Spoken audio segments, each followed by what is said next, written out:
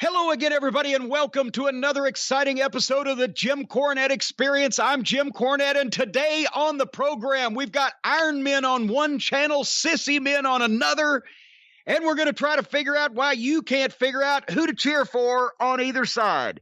Joining me in this as I slap my hands against my face and rub my lips together in exasperation, Hawaiian Brian, the podcasting lion, the king of the Arcadian Vanguard Podcast Network, Mr. Co-host to you. He's COVID-free and sanitized for your safety, the great Brian Last. Aloha, Jim. A pleasure to be here once again. I don't know what exactly you were doing there at the top of the show. I was rubbing my face. Because I just, every time I watch the wrestling these days, I have to rub my face. I've figured out a few things. I've figured out why a lot of people really don't care anymore, including me. But we'll talk about that later on in the program. And of course, we're some of the only ones standing now, Brian. They're dropping like flies out there in the world now. It's catching on. And talk about some of the people that have come down with a little bit of the virus. One guy from Sturgis from the rally is dead already. They had 100 and something cases, I believe, last time I saw somebody report on it. They've linked their first fatality. It wasn't somebody who actually had an ear aneurysm from listening to the bands that played at Sturgis. It was actually from COVID. But hey, on that topic real quick, we spent a lot of time on the show talking about the really asinine decision that Chris Jericho made to have his band play the motorcycle rally in Sturgis. Wait a minute, hold on, Viper. I just love the venom that you can't even say it. Is that the decision that Jericho made? The bad decision. It had been a really asinine decision. I'm rubbing off on you, Jim. Was it an asinine decision? Oh, I didn't disagree with that. I just love the way you said it. Yeah, I say things in a factual manner. So back to Chris Jericho and his asinine decision to have his band play Sturgis. It says a lot about the stature of Fozzy that every mainstream article you see talks about Smash Mouth. Not Fozzy. Hey now. But Smash Mouth. Hey now. You're a rock star. What year did that song come out? It's old even for me. Well, I didn't have gray hair then. That's how long ago it's been. So everyone in wrestling's talking about Fozzy. Everyone in the real world's talking about Smash Mouth. That's some Smash Mouth offense. But, it's hitting closer to home here. We'll talk about the wrestling-related toll later on, but it's hitting closer to home. I revealed this on the drive-thru, and I want to have an update. Nobody that we care about here on the program is sick at my post office, but almost the entire starting lineup has been quarantined because somebody they were around apparently was I don't know. I haven't got all the details yet, so I don't want to slur anyone in public. But basically, we said this on the drive-thru. I walked in this past Friday morning, a week ago now, with all of this. I was caught up with all the Cornette's Collectibles customers' orders lovingly packed and taped and the labels on straight. And it was such a feeling of accomplishment. And I walk in to find out that the entire window clerk lineup at my post office, save one, has been asked to not be around other people for 14 days. And as I mentioned, I do have an update that I believe that no one's ill, but someone in their periphery was. So that led the immediate problem with the one guy who was there is our beloved friend, and he's a wonderful man, and I love talking to him about trivia, and it's such a fascinating backstory. He's led an interesting life. He's 70 now, and he was in the service, and he's done a variety of things. Good old John, as we call it, the only window clerk, and the one thing John is not is quick on the draw. What the lovely Bree handles in 30 minutes takes John about an hour and a half. And so I could not stand there for an hour and a half with only one window open. We would have incited a riot. I got 10 packages sent before I got shanked by the people in line behind me. So I gave them the weekend because we figured, okay, well, they'll requisition somebody from some other branch. They can't leave this poor gentleman here all day, every day by himself. And we recorded, you and I, as you'll remember, on Monday, where I relayed this information. And on Tuesday, I went over there, and there was John all by himself and the line out the door. So then I said, well, I'm going to go to another branch. Certainly we'll find someplace else with 2 windows open, because even the best of clerks, if I'm taking 60, 70, 80 packages in there, you need 2 windows to keep the peace, especially in today's volatile environment. That's why I've got my deal over. They know me here. I'm established over here at my branch, but this is trying times. So I go, and I know a lot of people are going to say, Jimmy, you live in Louisville. And the people in Louisville, there's a main post office branch. Well, fuck you. The big post office here would be putting me in an enclosed space with more people than I have seen cumulatively in the past 6 months. And as one of the topics on our program later on, that ain't happening. I'll start refunding everybody's money. I'm looking for these suburban, low traffic areas, right? So there's another post office branch a couple miles down the road. I've never been there, but I've tootled on down there, and I get there to the pit. It's hard to find. It's in a very secluded area. And the parking lot is empty, Brian. Empty. And it's one of those historic older post offices, right? It's not a new one. It's one of those historic older ones. It's a beautiful place. It's a wonderful area over there. And parking lot's empty. I walk in, and I'm thinking if they've just got 2 window clerks, or even, I'll get some stuff sent out because there's nobody here, right? But if they got 2 clerks, this could be the thing, right? Well, they didn't have 2 clerks. You know why? Because they didn't have 2 windows. What do you mean? It's a little rural post. They've only had 1 window, and there was a bell. It said ring bell for service because there was nobody there. And it's one of the pick up and ring like for tea time bells. And I was like, I'm looking around. Hello, I'm cleared my throat a little bit. Finally, I'm going to ring the bell. Right? I feel like such a fucking dick. And I hear one of the fun girls from Mount Pilot says, "Just a man ahead." And I shouldn't make fun of this woman. She's a beleaguered lady. This woman had the personality of cabbage. I mean, just a wash tub. I mean, I tried the introductory, yeah, I come from down the road over in the other branch, they've lost some people over there. And so she starts doing that. And I figure, okay, at least there's nobody here. And she's doing these, and she's getting a much better rate than John. And she had one of the old-fashioned scales and everything. And then I get about 10 or 12 things sent out, and here comes the old man in the lobby. But he's wearing his mask, and he's going to, wait for a little while. But I'm like, shit, because this lobby is about the size of my bathroom here in the office. If anybody else comes in, it's going to start getting a little tight in there. And wouldn't you know who won the pony? Here comes this woman with 3 kids wearing her masks around their fucking eyes like the Lone Ranger and slobbering all over everything. So I asked the lady behind the counter, I said, well, I'll get out of your way and let you serve the rest of the public. And so I got about 10 or 12 things sent off there. And then Stace went over here and slipped in and got 10 or 12 things sent off the same afternoon, I think. And then we found another branch a couple miles down the road.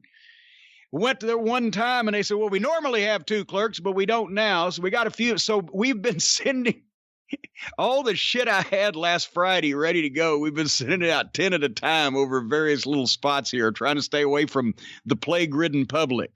However, I'm proud to announce that due to another location that we have found and the fact that we've sent all that shit out already, if you've ordered through August the 26th, I believe everything will be out in the mail this weekend before Labor Day, because as we all know, Monday is Labor Day where nobody works.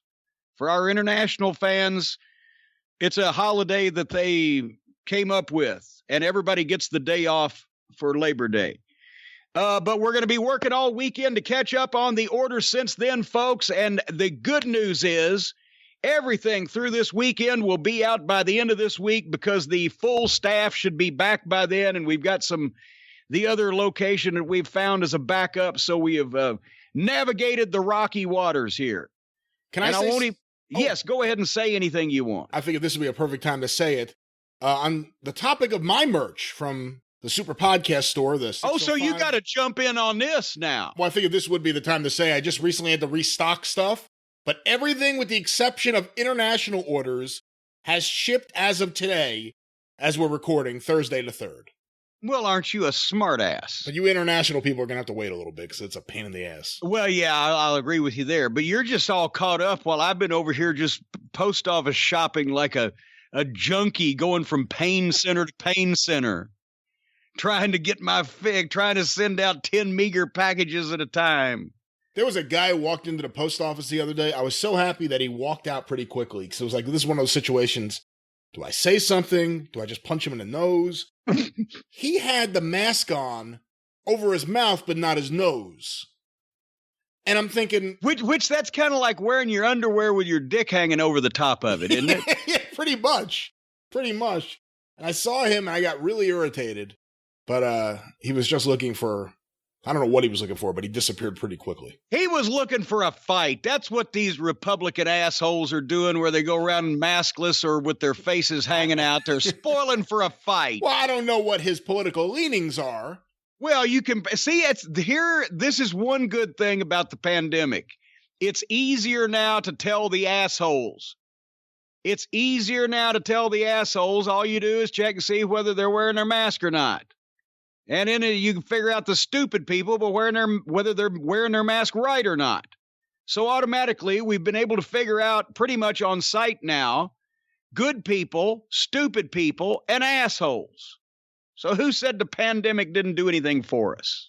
What are you, some sort of tough guy? Hey, yeah, as a matter of fact, I'm the post office pugilist, baby. I'll knock you out right by the fucking P.O. box. When Trump first started changing his tune on the mask, saying, you know, oh, I would wear one, or I have worn one. I like the way I look. He said, I look kind of like the Lone Ranger. And I'm thinking, do you wear it over your eyes? Like, how do you look at all like the Lone Ranger if you wear a face mask? He puts the mask on. He says, I just hate it because I can't see out of these things. All right, I'll make one more thing, by the way, for you Cornette's Collectibles customers. Yes, we will be caught up by the end of this week. And remember, the store is open in September only until September 15th at jimcornette.com. Get your books, your pictures, your T-shirts, etc., whatever it may be, by September 15th. I am closing for the last 2 weeks of September, not only for my birthday, and also I'm not going to work on my birthday this year. God damn it. But also so we can restock and refresh and replenish, because we open back up on October 1st for the holiday shopping season with a few new things. And so we encourage you to either get it in before September 15th or wait till the 1st of October. You're going to have to. There's no other fucking choice. And don't wear your fucking dick out over the top of your mask. Well, I don't think that's what's happening, but... Well, it looks like Mitch McConnell. Every time I see a peek of his, it looks like a turtle dick popping over the edge of his mask. Anyway, speaking of just small dicks and fucking assholes, I guess, there's an update on Wanna BMZ. We mentioned also, folks, if you're not listening to the drive-through, I don't know why, because now I feel bad, because it's like one of these wrestling programs where you don't understand the episodic nature of the show. But the shit comes too fast and too furious. We can't keep up with it. We're trying to do it in a timely fashion.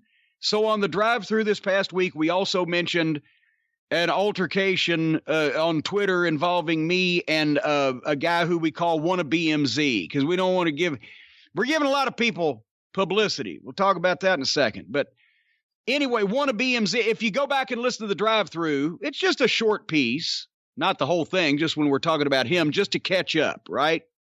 But after he had been slapped down, and after I had questioned whether he had ever had intimate relations with anyone other than the Four Sisters on Thumb Street, he actually had a Twitter account proclaiming itself to be his quote unquote hot girlfriend answer me back that he had indeed engaged in copulation with her. Her in quotation marks also. We have no proof that this is a person. I've not seen them. But at least 5 times that week is what they had done. And I mentioned on the drive-thru, I said, part of the reason why she may be a hot girlfriend is because if she was not wearing protection when she penetrated him, she could have got a fever from a possibly contracted sexually transmitted disease.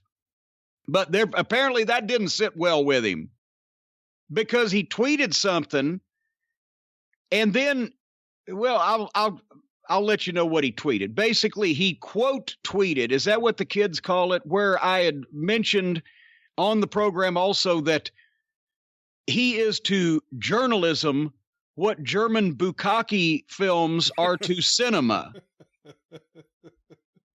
And he quoted that. He said, so-and-so is to journalism what German bukkake flicks are to cinema.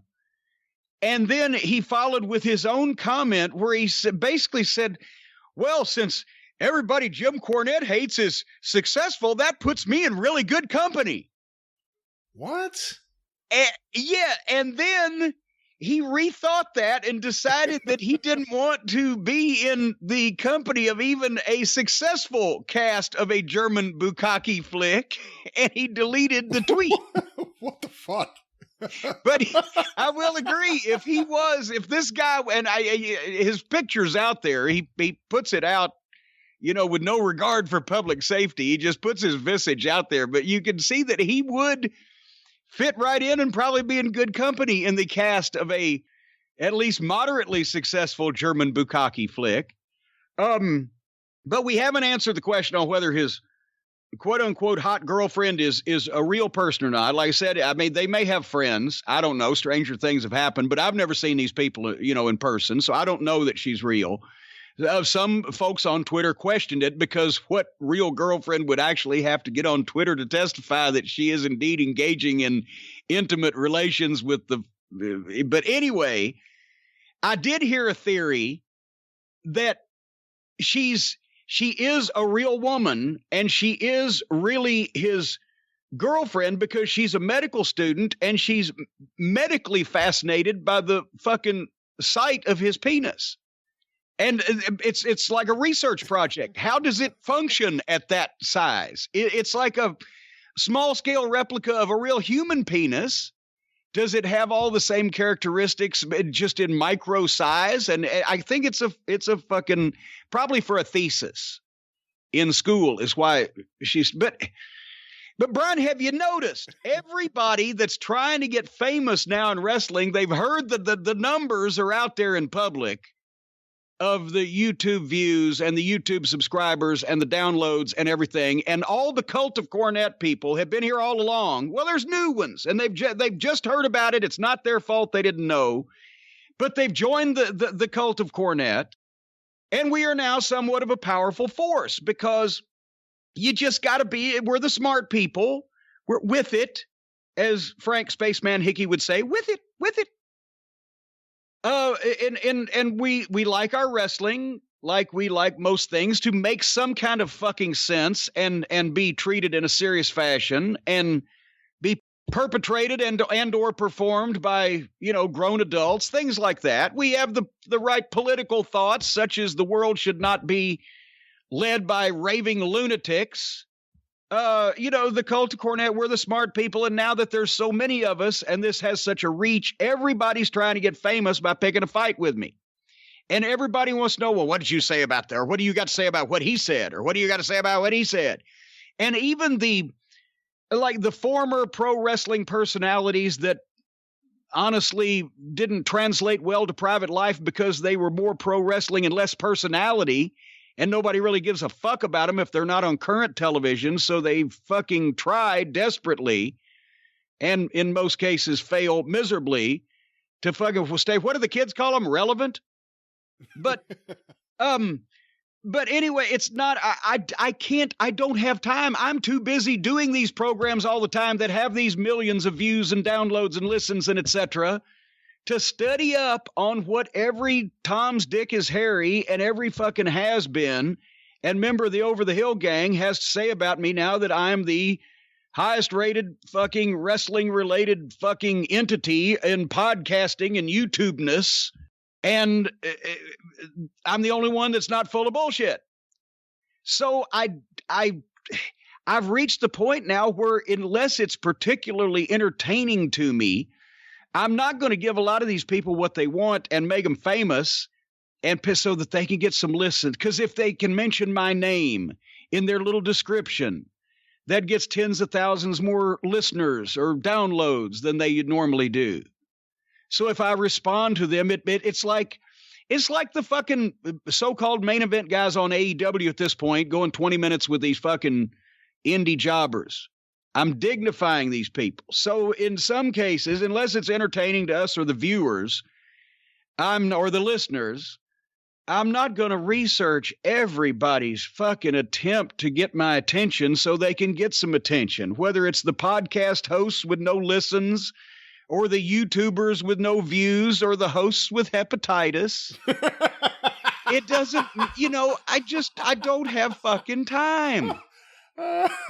So I apologize. I can't fit everybody in. We'll do the best we can. If you make yourself enough of a buffoon from now on, the real entertaining assholes I'll still talk about. How's that? I will say, without naming names, that there's one guy out there. I guess if I have to give him a nickname, I'll just say, I don't know, Slow Devon. And this guy... The nickname? This guy, well, I wanted to, I don't want to give his actual name. I don't want people to... Why don't you just call him the Cannibal? Well, that sounds silly. I wouldn't do that. Well, he sounds silly, so go ahead. But this guy, who may or may not eat paint chips, I don't know. This guy is so fixated on you right now because none of his other videos get any views. Like, nothing is getting any traction. However, if he drops the name Jim Cornette in the title of the video, if he talks about Jim Cornette, which he obsessively does because he certainly wishes that he had some of this success, then he gets some attention. But it's really sad that no one's paying attention to any of his other things. I don't understand. Here's the thing. Here's the thing. For all these people that are all upset because nobody's listening to them and nobody blah, blah, blah, blah, and they're trying everything and to be this shock stuff. Everybody thinks I'm a shock jock. Brett, and especially the people who have joined the Patreon and are now hearing the shows that we've done for even before you from the start. I have never done anything on purpose to shock anyone except given my goddamn opinion and been halfway entertaining when I do it. People ought to try that sometime. You ought to try having a goddamn personality that people want to listen to. You ought to try having enough experience and knowledge about what you're talking about that you can explain it to people, and you might know more than they do, because the last thing I want to hear is somebody that knows less about something I'm interested in talk to me about it. Instead of worrying about, who can I pick a fight with? It's a big star, so that people will think I'm something. Yeah. I fart in your general direction. No, you have a very special place with a lot of these guys, because there are not too many people in wrestling that you could talk about, and it would just automatically drive attention to a show or to videos. But you're one of those very rare people. You're just one of these guys that people, they say, you know what? We're desperate. We need attention. Let's talk about Jim. Hopefully Jim will respond.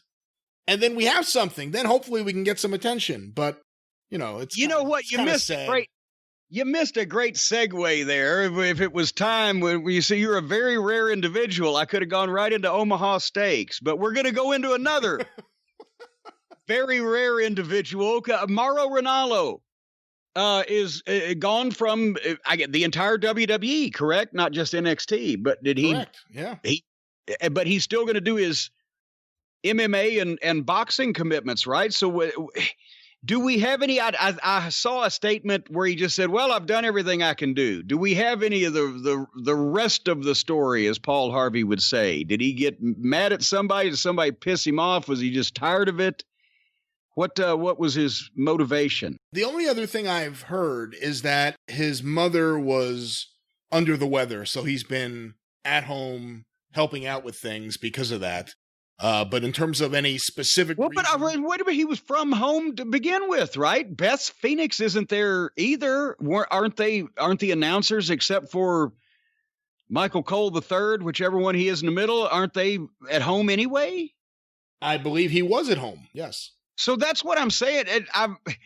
Believe me, anybody wants to quit the WWF if you're fucking on the road every week and doing TV in that environment, I can understand that fully. But why pick now where you're doing a TV show once a week from your house? That's why I'm saying I just assume that he, just had got fed up or whatever the fuck. But I watched. Mauro Ranallo was perfect for NXT. He did get amped up every once in a while a little too far over the shit that obviously didn't need to be amped up, but still he was just I don't know how they're going to replace him. And I mean, Wade Barrett, nice enough straight man there, color guy, whatever, but Mauro had the energy. The Michael Cole Jr.'s just kind of rotate in and out. Beth is the female voice. She's doing a good job. But Mauro had put a lot of energy in that program sometimes when there wasn't a lot. What do you think? I think he helped make that show different than every other WWE show because he didn't sound like a clone of Michael Cole. Well, there you go. And I thought that's something that NXT needed. And I'm going to miss him. The weeks we've been watching NXT, the things that are good, I think would have been better with Mauro calling them. Because he knows how to take a really good match and make it really great by getting emotional, by getting excited, and it picks things up as opposed to someone who just sounds like they're playing a role of a wrestling commentator. Mauro never seemed like he was playing the role of a commentator. He seemed like a commentator. Yeah. Well, there's a good distinction. And I would even say the announcers, when they can convey to you that they legitimately enjoy and or are excited to be there, that helps. And you don't get that from a lot of, everybody's cookie cutter announcers today. So anyway, I hate that he's not going to do wrestling anymore. But here's another. This guy's been a wrestling fan for almost all of his life since he was a kid. And now he's got a job doing wrestling for the biggest company in the world. He doesn't want to do wrestling anymore. That's how a lot of us feel. Fuck. That's a shame. I hope he does something again. I got into New Japan several years ago again when he started doing commentary, him and Josh Barnett. And I think his stuff doing New Japan was phenomenal a few years back. I hope he does something in wrestling again. I don't know. There aren't that many places to go and do something. But really talented guy, and I always enjoyed his work. Well, anyway, and he was apparently going to be my, little brother or illegitimate son? Or what the fuck was that? What was that? Was he going to be Jim Cornette Jr. or something? No, what was that? What am I thinking of? What was that story? Somebody sent in, they had heard, and I guess at some point when I was fighting with TBS and Jim Herd in particular, WCW, and that Mauro had started as a teenager managing in Vancouver, right? And that's what, Joe Pedicino was around, and they had Steve Beverly was writing the newsletters, and they were all talking to Herd. And there was probably at that point for a company, there was more, without anybody ever admitting it, there was more newsletter influence for 1989 to 1991 WCW than any wrestling company in history before or since. And I guess at some point, because I never heard about this at the time, I heard about it when somebody had asked the question here on the show several months ago, and we answered it. That there was and maybe Eddie Gilbert had it, to bring fucking Mauro in as either my little brother or some member of my family. And because he could cut the promo and he was even younger than me, but apparently it didn't happen. And probably Mauro was probably all the better for it as well, because you didn't want to come to work for Jim Herd at that fucking period of time in the wrestling industry. But we could have been family. Good luck, Mauro. But you know what? Now that Mauro is off, guess what he's going to have more time for, Brian? New Japan Pro Wrestling. No, grilling out in his backyard. And Omaha Steaks. That's right, ladies and gentlemen, Omaha Steaks and the incredible limited time offer. You go to omahasteaks.com and you check out the Grand Summer Grill Out package. And we're talking bacon wrapped filet mignon, pork chops, chicken, kielbasa, fork tender filet mignons for less than going out to a restaurant. And if you order at omahasteaks.com and enter the code JCE into the search bar this week, Omaha Steaks adds 4 burgers and 4 gourmet jumbo franks free with your order. These jumbo franks, they are as big as Andre the Giant's middle finger. They just look positively obscene, folks. And they're plump and juicy, unlike Andre the Giant's middle finger. But, folks, it's not just steak. It's the best steak of your life. And it's guaranteed to arrive fresh, flash frozen, vacuum sealed, safely delivered in a cooler with dry ice. Do not touch the dry ice or attempt to ingest that. But you can ingest everything else because the steaks are great. And don't forget 4 free jumbo franks and 4 Omaha Steaks burgers if you put JCE in the search bar at omahasteaks.com.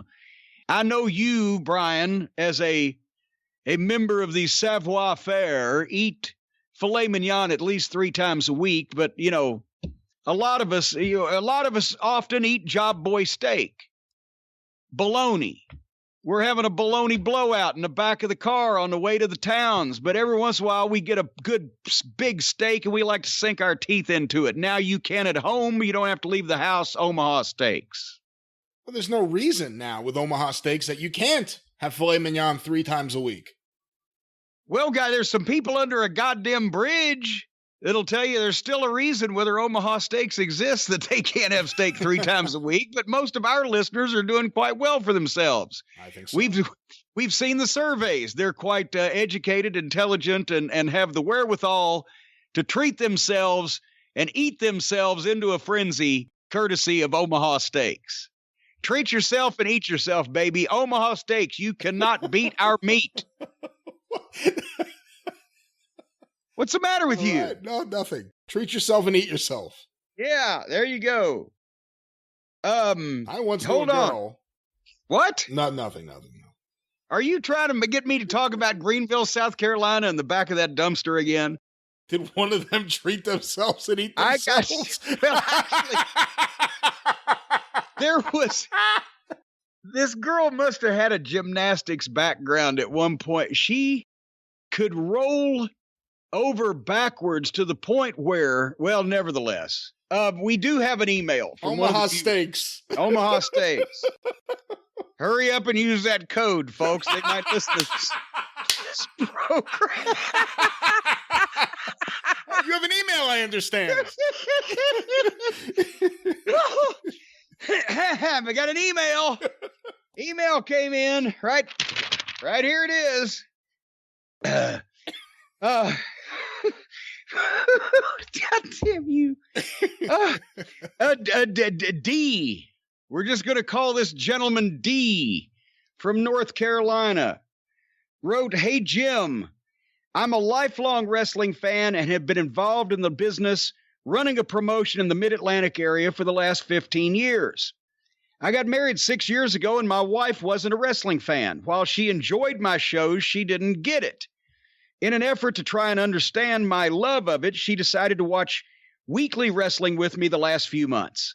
I still watch to keep an eye on what bullshit they're passing off as the sport I grew up on, and I told her not to judge me. After 5 minutes of seeing Finger Bang McGee and his bullshit, she said, I'm good. Now, I must correct you there. We can't slander this man by calling him a made-up name. It's either Twinkle Toes McFingerbang or Putz McGee. Finger Bang McGee. Instead of Finger Bang. No, it's not Finger Bang McGee. We're getting... Anyway, he continues. A few weeks later, she heard me listening to your podcast and heard me roaring with laughter, so she tried again with the watch-alongs.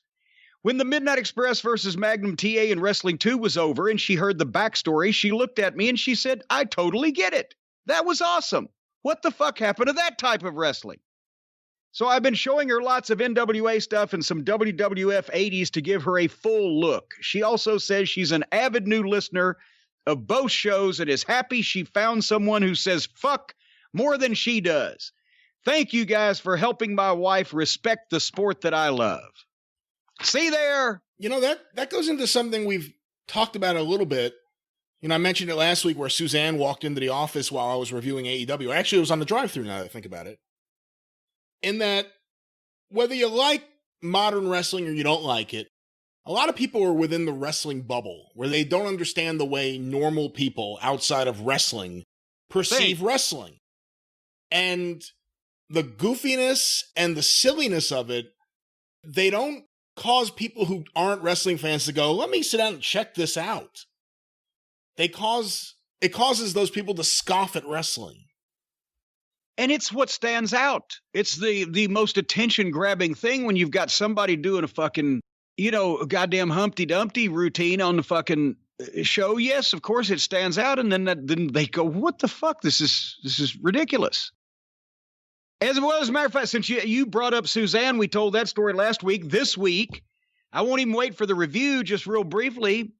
Stacy, who has not watched a wrestling program in God knows how long, right? Is fixing her. She's got the streaming to her flat screen in the chick cave, right? She's fixing her streaming TV. And up pops the cable and it's NXT. And she told me the next day, she said, I watched some of that last night, the Iron Man match. And of course, she knows Adam Cole from Ring of Honor. She said, wow, Adam Cole, he looks fucking great. He was great. And this, she couldn't pronounce Tommaso's name because he was there in Ring of Honor also, but he didn't look anything like what he looks now there. So she didn't know it was him. But he caught her eye as somebody. She said he was very impressive. She's judging by what I would have been impressed with in OVW 20 years ago, right? So Adam Cole, yeah, fucking thumbs up. What a star. Tommaso, whatever his fucking name is. Wow, this guy's great. And she said the other two guys, especially the one that was really tiny, looked like two fucking interchangeable white guys. Finn Balor and Johnny Sameface. And yes, we know Finn Balor is an incredible athlete and a fucking superstar as far as his work and his athleticism and his dedication to the business.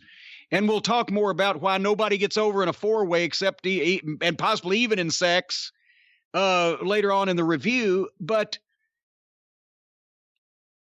he's the kind of guy that unless you build things around him, he does not have an intriguing, he just looks like a normal person.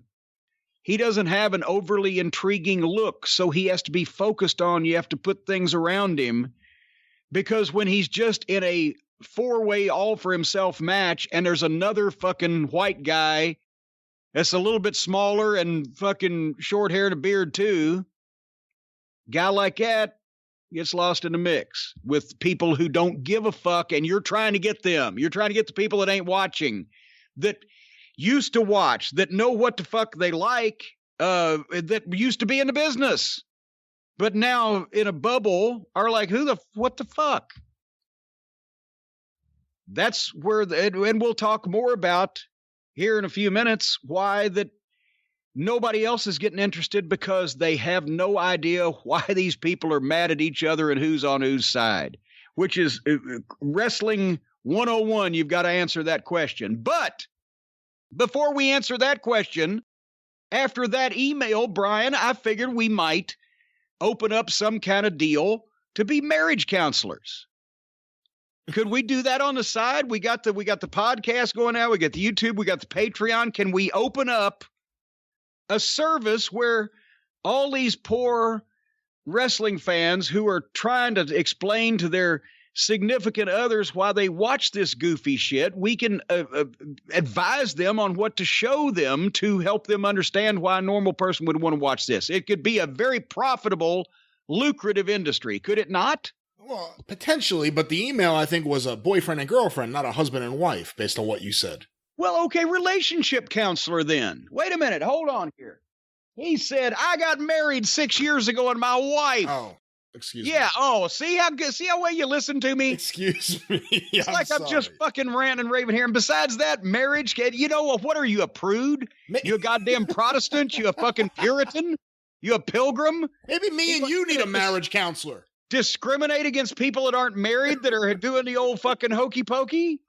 Bumping uglies, as they say? Who just says because that? they're fornicating with each other without benefit of marital clergy doesn't mean they should be looked down upon and not helped with their various emotional problems. I wasn't looking down on them. I was striving for accuracy. You were judging. I was not. You're the judgmental one, not me. I would never be judgmental on a motherfucker. But anyway, you want to start a marriage counseling service, I understand. Yeah, that was the bit before we got off track. You fucking just got me on the wrong day. But that was the bit before we went off track, but now we're back on track. And if you don't want to cooperate in this with me, well, then I guess we just ought to send the people that maybe need somebody to talk to that'll treat them seriously and with some compassion and care, unlike you no good rat bastard, you gum-bumping sack of snake feces.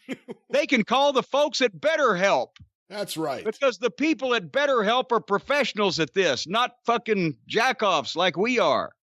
And the folks at BetterHelp will assess your needs and match you with your own licensed professional therapist. You can start communicating in under 48 hours, folks. It's professional counseling done securely online. We mentioned it so many times. If everybody's isolated these days because you don't want to go out in public if you don't have to. If you're smart, you don't want to. If you don't have to. Or you might live in a rural area where you can't talk to somebody easily or accessibly, or even somebody, the person you might want to talk to, you might know and might not feel comfortable, whatever. This is online, but professional and secure. You can log on to your account anytime, send messages to your counselor. You get responses. You can schedule weekly video or phone sessions. You don't have to do your makeup or hair or whatever, or shave. It can be phone. Doesn't have to be video. Anyway, the folks at BetterHelp are committed to facilitating great therapeutic matches and get you online counseling today. They want you to start living a happier life. So go to betterhelp.com. That's HELP, betterhelp.com/JCE, and get 10% off your first month's services. You can join the over 1 million people taking charge of their mental health with the help of an experienced professional. BetterHelp.com/JCE, 10% off your first month. And I would advise you, Brian Last, to possibly speak to somebody as well with your complete and total disdain for the people that we were trying to help there, and your discrimination against people that do not have legally bonded bonds of wedded bliss and matrimony and are just shacking up. That is not what I said, and I think I may speak to them directly after this program. Well, I'm sure you'd love to speak to a bunch of people that are just shacking up after this program, you pervert, you. Well, speaking of perverts. All right, that's not the transition. We're going to the patients now. The patients, not the perverts. There are patients in the wrestling industry. One past and one present. Poor Renee Young. We're going to talk about, she's well now. I guess as well as you can be after having COVID. Who knows? This shit could come back anytime. It could be a goddamn recurring plague. We don't know enough about it yet, but she recovered, and they weren't happy in the WWE that she told people she had it in the first place. And The Rock just announced that his whole family has it. I wonder if they're going to be mad at him for telling people.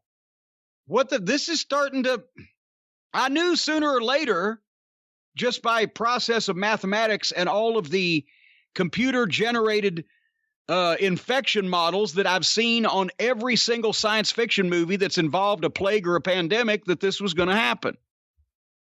Yeah, I mean, The Rock, I guess they have recovered. We didn't know about it. He just announced it yesterday, I think, as we're recording. Oh, wait, I didn't know he was, I thought he just announced he was sick. He announced he was recovered before he announced he was sick. Correct. He didn't announce it when he was actually battling the virus. Well, how the fuck did The Rock stay out of sight for 3 weeks and we not hear about this? He's on the go. He's a popular guy. How could he just stay undercover? Well, when was the last time you saw him in a video or anything outside of his house? Well, for fuck's sake, he's making movies all the time. He's goddamn jet setting around the world well, I guess we ain't seen him lately, have we? No, we haven't. Well, there you go. It could happen to anybody. What else don't we know? Well, there's a lot we don't know. That's why Renee Young was at least open and honest and saying, and you know, as I look at, she's very intelligent. She's very well spoken. What the fuck she see in Moxley? Holy mackerel! Talk about fucking marrying down. I'm sure they get along great. Well, I'm sure they do. He'd be stupid if they didn't. When's he going to get that opportunity again? But anyway, so she's well. What? I don't know where that came from. I'm sure they have a good time partying together. You know, one fucking insane, attractive, intelligent woman is all you can hope for in your life. You think he's going to find somebody else that pretty and that smart and that well accomplished with everything to marry him again? He's a rich guy from, well, I shouldn't say he's from Cincinnati. I don't know if that'll be a turn on for women, but he's a rich. Oh, hey, the guy's up there in the Queen City. He's a rich guy on TV. I'm sure he can look, I'm sure he's very happy in his marriage. I'm not going to start booking his divorce right now. Well, I'm just saying, I'm not suggesting they're going to break up either. I'm saying he's very lucky he won't get another one. He better hang on to that one. Did you see the quotes from her? Take out the fucking trash on a regular basis. Did you see her quotes about this? Well, I did see them, but you might can fucking re-quote some of them so we can discuss what she had said about the various ways that the WWE treated her. Okay, I'm looking here. It is from the Sports Illustrated Media Podcast, and here are some quotes. When asked if the rumors were true that WWE was not happy she shared the news about testing positive for COVID-19 on Twitter, Young said, quote, "Yeah, I generally just like to be transparent about everything. I like to just be honest. There's no shame in having got it. Again, we don't know what's going on with anything. We're all trying to figure it out. So when I tweeted that I had it, I wasn't doing it as like, I got COVID. That was not my MO when I tweeted. It was mostly, hey, I have it. Also, in case there were people that could have been around me and maybe seen that I had it, I felt a responsibility to make sure people knew that I was sick. But yeah, it was not well received." Young explained. Well, wait a minute before you go any further. Obviously, look at the fucking deal.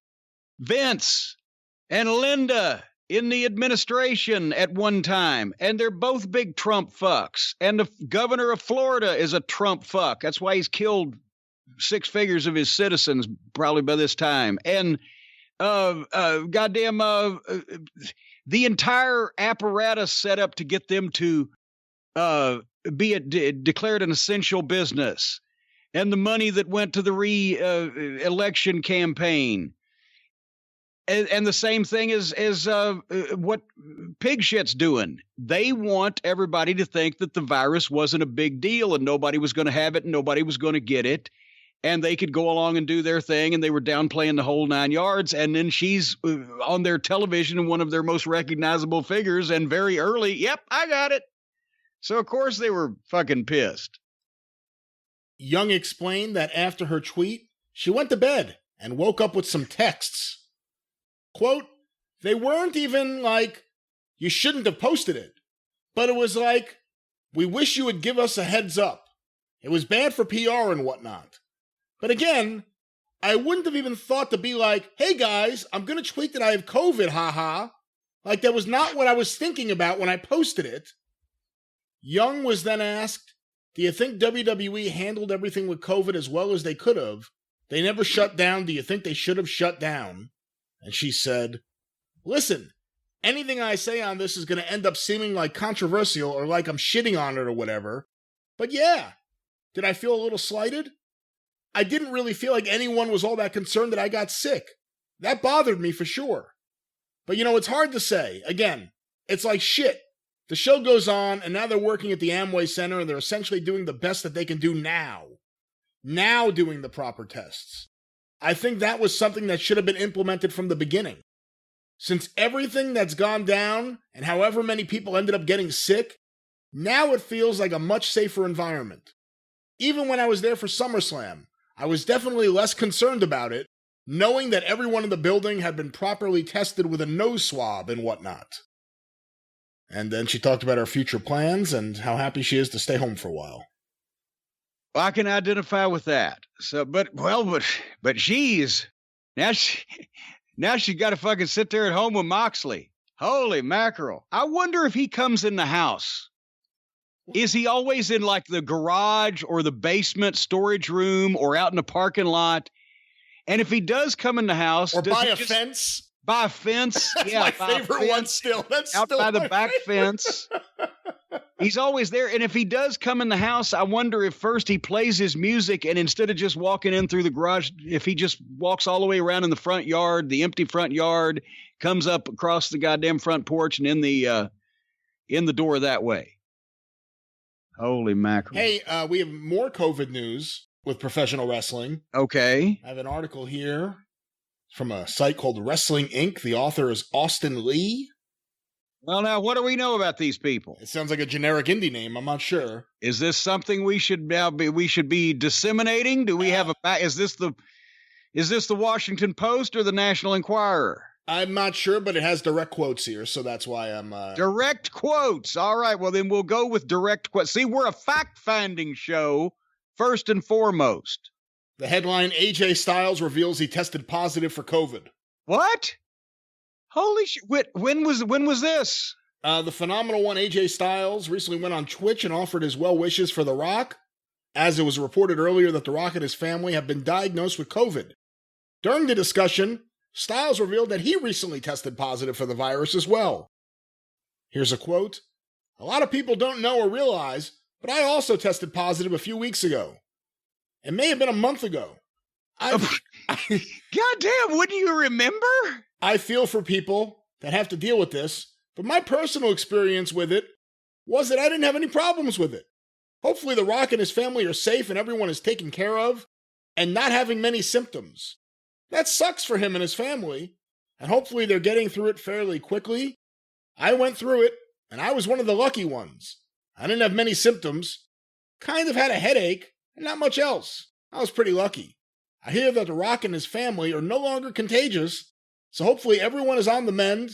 So much conflicting information has come out about this thing, so who knows what to believe with it."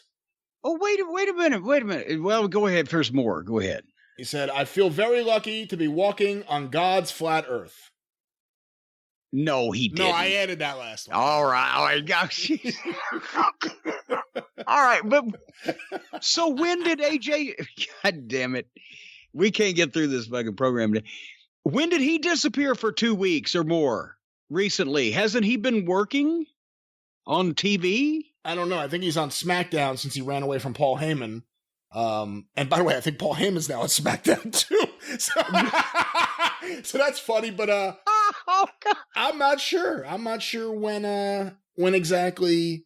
Well, we got to go back and see what, because now, wait a minute, because was it 2 weeks ago? Was it a month ago?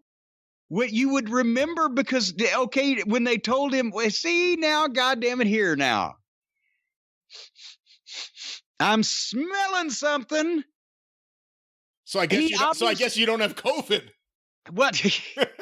He obviously had to quarantine for 2 weeks.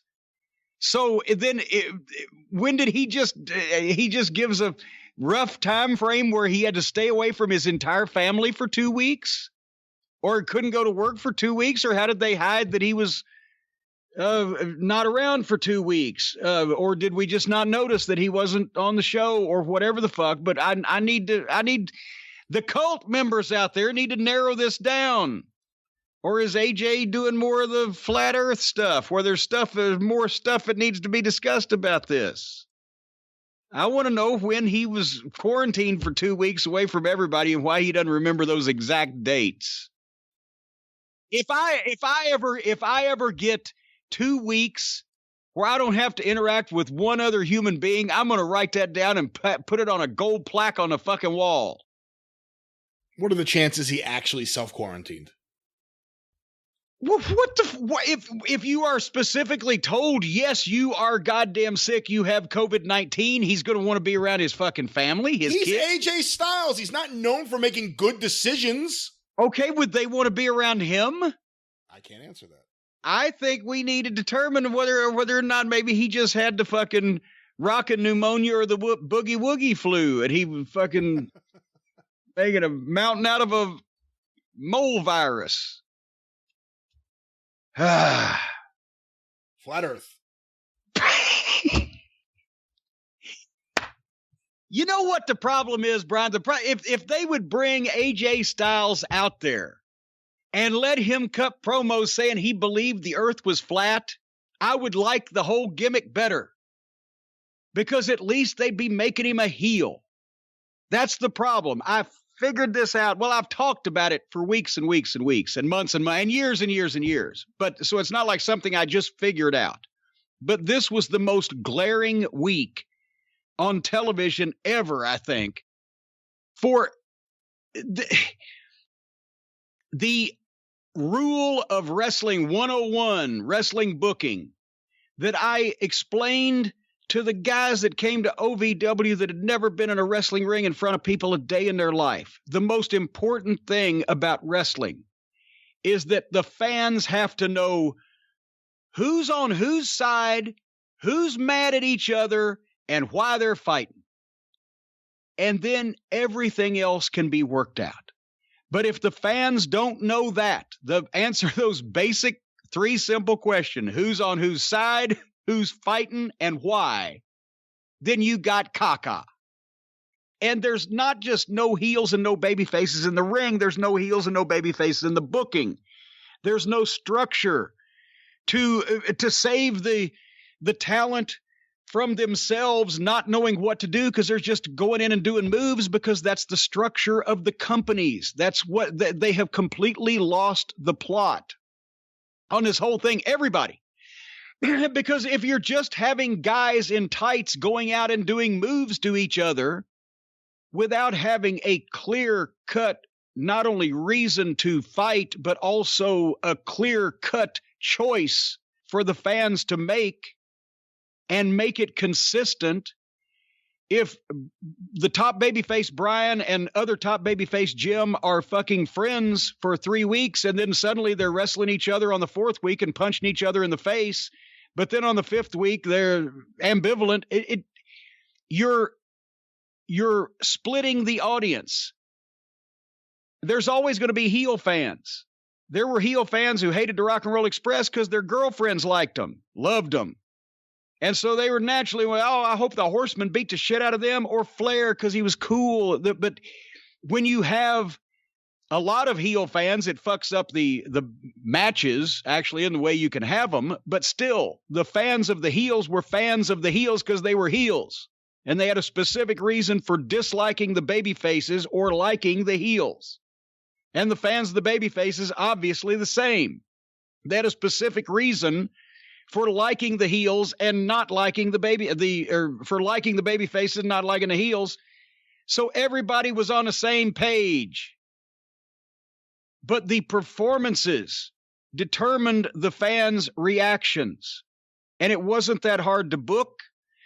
And it wasn't that hard to fucking perform once everybody was performing the same flavor of play. Are we going to do a fucking musical or a drama or a comedy or whatever? But everybody's a consistent character. And good versus evil is not a hard emotion to understand or to book.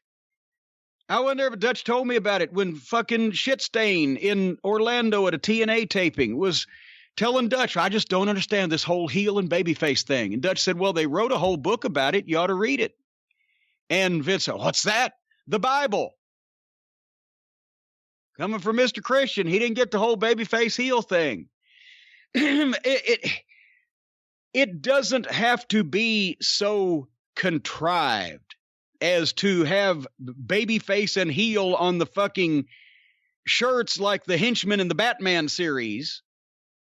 to identify, but you have to be a smart enough booker to bring personalities into your company, into your territory or your roster or whatever, that are clear and distinct that you can match up with each other to sell tickets and to engender interest and to get the talent over, instead of just putting everybody out there to do moves. Because we've established, what was their rating on Saturday? 6 o'clock at night, unopposed, 775,000 viewers. Same thing as on Wednesday night, practically when they're opposed, or when they're not opposed on Wednesday, or when they're on Saturday, or whatever. You're not reaching anybody else because to most people, this shit does not make sense anymore. And it starts with not only the talent being able to perform these things, and I'm not talking about performing flips and tricks, I'm talking about performing emotions, but for the bookers and the promoters and the people in charge of this to be able to create that atmosphere. Brian, do you know who a great booker was? Do you know who a great booker in 3 minutes booked one of the most memorable angles ever between baby faces and heels? Who's that? Charlie Daniels. Charlie Daniels. I thought about this when I was on my way in search of a post office the other day, and this came on the radio. The Devil Went Down to Georgia is one of the great babyface and heel jobs of booking. All the way through. Everything you would want to think about this. Replay the song in your mind. From the very start, and in 3 minutes, they do everything that you should do to hype a fight. Establish the location and the opponents. Tell you what their motivations are. Give you the stipulation, and then you hear the challenge asked and answered, right? The Devil Went Down to Georgia. He was looking for a soul to steal, and he was in a bind because he was way behind. He was willing to make a deal. When he came across this young man sawing on a fiddle and playing it hot, and the devil jumped up on a hickory stump and said, "Boy, let me tell you what. I bet you didn't know it, but I'm a fiddle player too, and if you care to take a dare, I'll make a bet with you. Now, you play pretty good fiddle, boy, but give the devil his due. I bet a fiddle of gold against your soul because I think I'm better than you." The boy said, "My name's Johnny, and it might be a sin, but I'll take your bet. You're going to regret because I'm the best there's ever been." Right there. Location, opponents, motivations, stipulation, challenge, asked and answered. Now you got the ballyhoo, right? You got to sell the tickets. You got to reinforce the match, the stipulations, paint the babyface as an underdog. Johnny, you rosin up your bow and play your fiddle hard, because hell's broke loose in Georgia and the devil deals the cards. And if you win, you get this shiny fiddle made of gold. But if you lose, the devil gets your soul. Holy shit, Johnny's in trouble, right? And now comes the match. And the heel, of course, jump starts it and gets the fucking heat. The devil opened up his case and he said, "I'll start this show." And fire flew from his fingertips as he rosined up his bow. And he pulled the bow across the strings and it made an evil hiss. And then a band of demons joined in and it sounded something like this. And the devil uses all of his heel fiddle tactics from hell. And the devilish licks and gets heat all over Johnny. But when all the hope is lost, Johnny makes his comeback, right? When the devil finished, Johnny said, "Well, you're pretty good, old son, but sit down in that chair right there and I'll show you how it's done."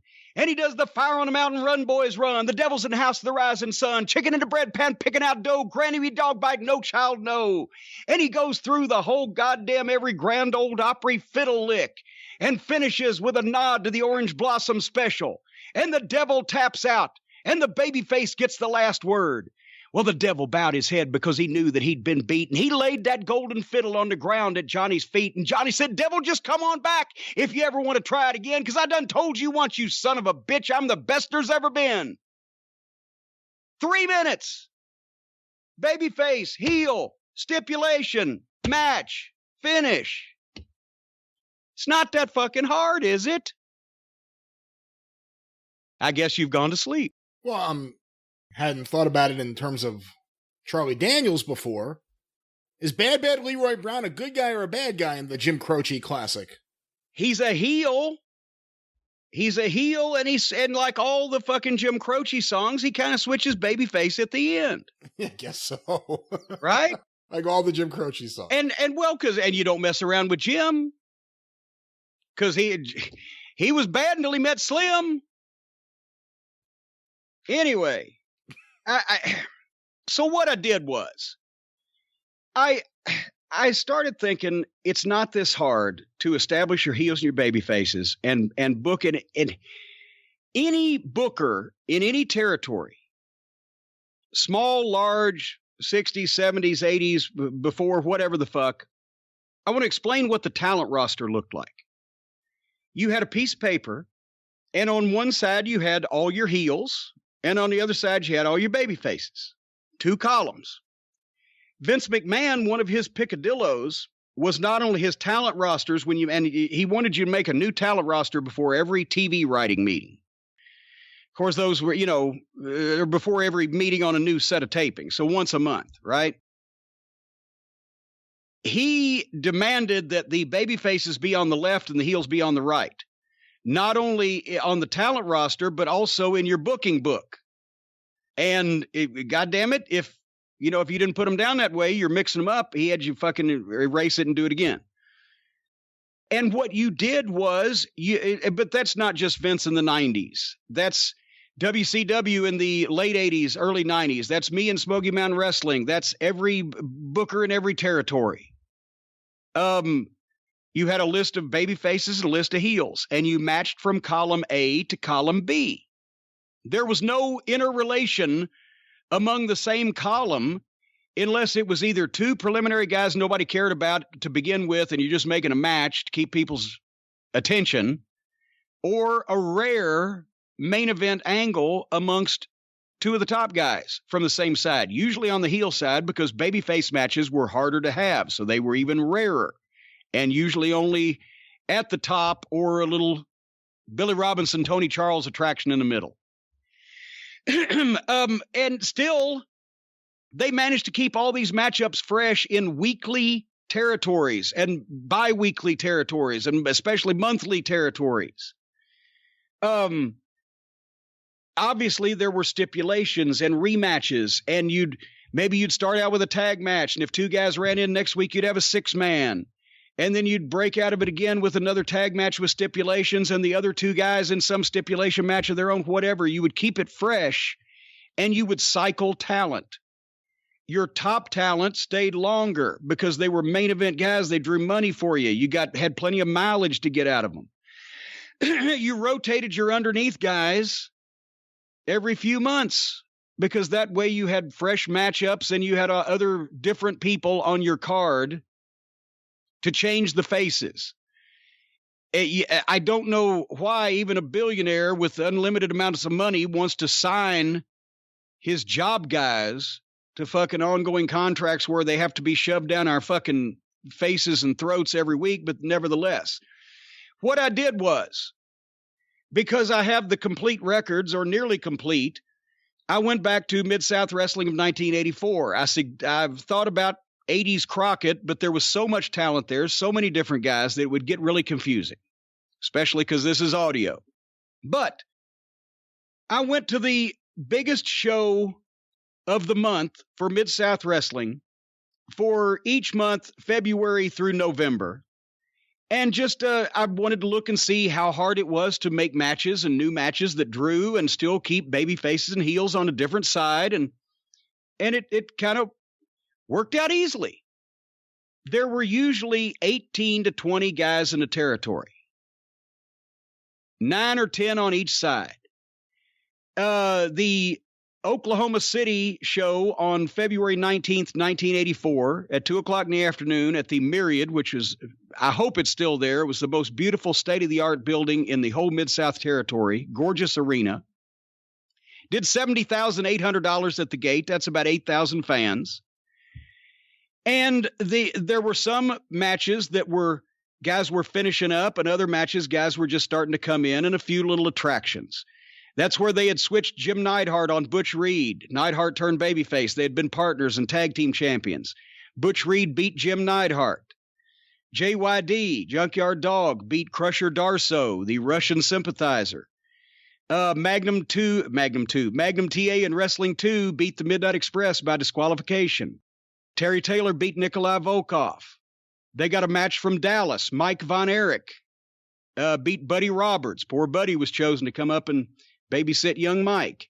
But since the Dallas TV was on in Oklahoma and they got talent from Dallas, that was a feature attraction. Those were top guys. Kamala was on the card from Dallas also and beat a young job guy named Tony Torres. The match was just for Kamala to be seen. Wendy Richter and Princess Victoria were in, and Wendy beat Princess Victoria. So 2 girls from Moolah as an attraction. And 2 preliminaries. Masayo Ito beat John King, and Lanny Poffo beat Jerry Gray. You had 20 guys, 10 baby faces, 20 talents, 10 baby faces and 10 heels. It drew $70,000 in a town that we ran every 2 weeks, right? And then, by the way, we went to Tulsa that night at 7:30 at the Assembly Center with the same card, except they mixed up the 3 preliminaries and did another $42,000 at the gate and 5,000 tickets. So we sold about just short of 13,000 tickets in the same day and did $113,000 in towns 75 miles apart. The next month, in March, the biggest show of the month. Am I boring you yet, Brian? Not at all. Okay, March 9th, the biggest show of the month was in Houston at the Sam Houston Coliseum. It was only $54,000. That was a little over 6,000 people. Same thing again, 20 guys on the card. Magnum TA and Wrestling 2 beat the Midnight Express. JYD lost to Masayo Ito on disqualification when he went nuts. Terry Taylor beat Butch Reed on DQ. The Rock and Roll Express had come into the territory by that time. They beat the Russians, Nikolai Volkov and Crusher Darsow. Paul Bosch brought in a special match to appeal to the Houston fans. Hector Guerrero and El Bracero beat Gordman and Goliath. Buddy Landell had started by that time. He beat Lanny Poffo. And George Weingeroff beat Tom Lentz. 10 baby faces, 10 heels, drew 6,000 people in a town we ran every 2 weeks. The big event in April 7th, and you'll see a pattern here in a second. On April 7th, it was the Superdome in New Orleans, $176,000 house, 23,000 people. 22 talents on the card, and the Midnight Express worked twice. Bill Watson Stagger Lee, who was JYD under the mask, beat the Midnight Express in the last Stampede match. Hacksaw Duggan, who'd returned to the territory after doing a little loser leave thing, I believe, came back and beat Crusher Darsow in a coal miner's glove match. Wrestling 2 beat Magnum TA in the student versus teacher match. The Midnight Express defended the Mid-South Tag Team title over Porkchop Cash and Bill Dundee. It was supposed to be the Dream Machine. Porkchop and the Dream were the Bruise Brothers, but Dream had broken his ankle, and they lost their spot. We've talked about that. Terry Taylor beat Butch Reed by disqualification. Kerry Von Erich appeared to beat Masayo Ito. The Rock and Roll Express beat Nikolai Volkov and the Russian Invader. Buddy Landell beat Lanny Poffo, and Tom Zink spent his week in the Mid-South Territory he beat Jerry Gray. 22 talents in the Midnight Express worked twice, baby faces and heels. Everything was an angle. People knew why the match was taking place. And out of those 22 talents, only 10 had been on all 3 shows. Butch Reed, JYD, Darsow, Volkov, Terry Taylor, the Midnight Express, Ito, 2, and TA. Because there'd already been a little bit of a turnover, and there was some fresh faces coming in. The big show in May the 5th, 1984, was Little Rock, Arkansas, $71,000. It was sold out, 9,200 fans. That was the last Stampede, but I do not have the complete results of that show. So we will go with May 11th back in Houston, a $60,000 house, which was 7,000 people or so, with tickets at 15, 12, 8, and 5. So that's when we talk about these ticket averages, little business tip here. $15 was your first couple of rows of ringside. $12 was the rest of ringside, and sometimes the early reserved. 8, either that or 8 would be the reserved up in the bleachers, and 5 would be general admission, or 8 would be general admission, 5 would be kids. The point is, since there were thousands more of the 8 and 5s than there were the 15 and 12s, you get about hopefully if you're doing good, a $9 ticket average. Anyway, Hacksaw Duggan beat Nikolai Volkov. JYD beat Wrestling 2. The Rock and Roll Express beat the Midnight in a tag team title match. No, it was non-title. I tell a lie. Terry Taylor beat Butch Reed by disqualification again. They were protecting Butch. Hercules Hernandez had come in as Mr. Wrestling number 3, Wrestling 2's evil henchman, and he beat Magnum TA. Darso and Ito beat Hector Guerrero and Jose Lothario, who was in as a special attraction for Houston. Dr. Death Steve Williams, who had come back and was a babyface again, but preparing to switch heel later in the summer, beat Buddy Landell. The Destroyer, Dick Beyer, beat Mark Reagan. That's what he had trained Mark Reagan and came down for a week or so around the horn to put him over, and we got to work with him, and that was a special deal for Houston because he had been big there. And Pat Rose beat John King. And on all 4 of these shows, now we were down to 9 guys that had been on all 4 of them, and some new talents coming in. So we go to June, and by the way, still no babyface and heel crossover.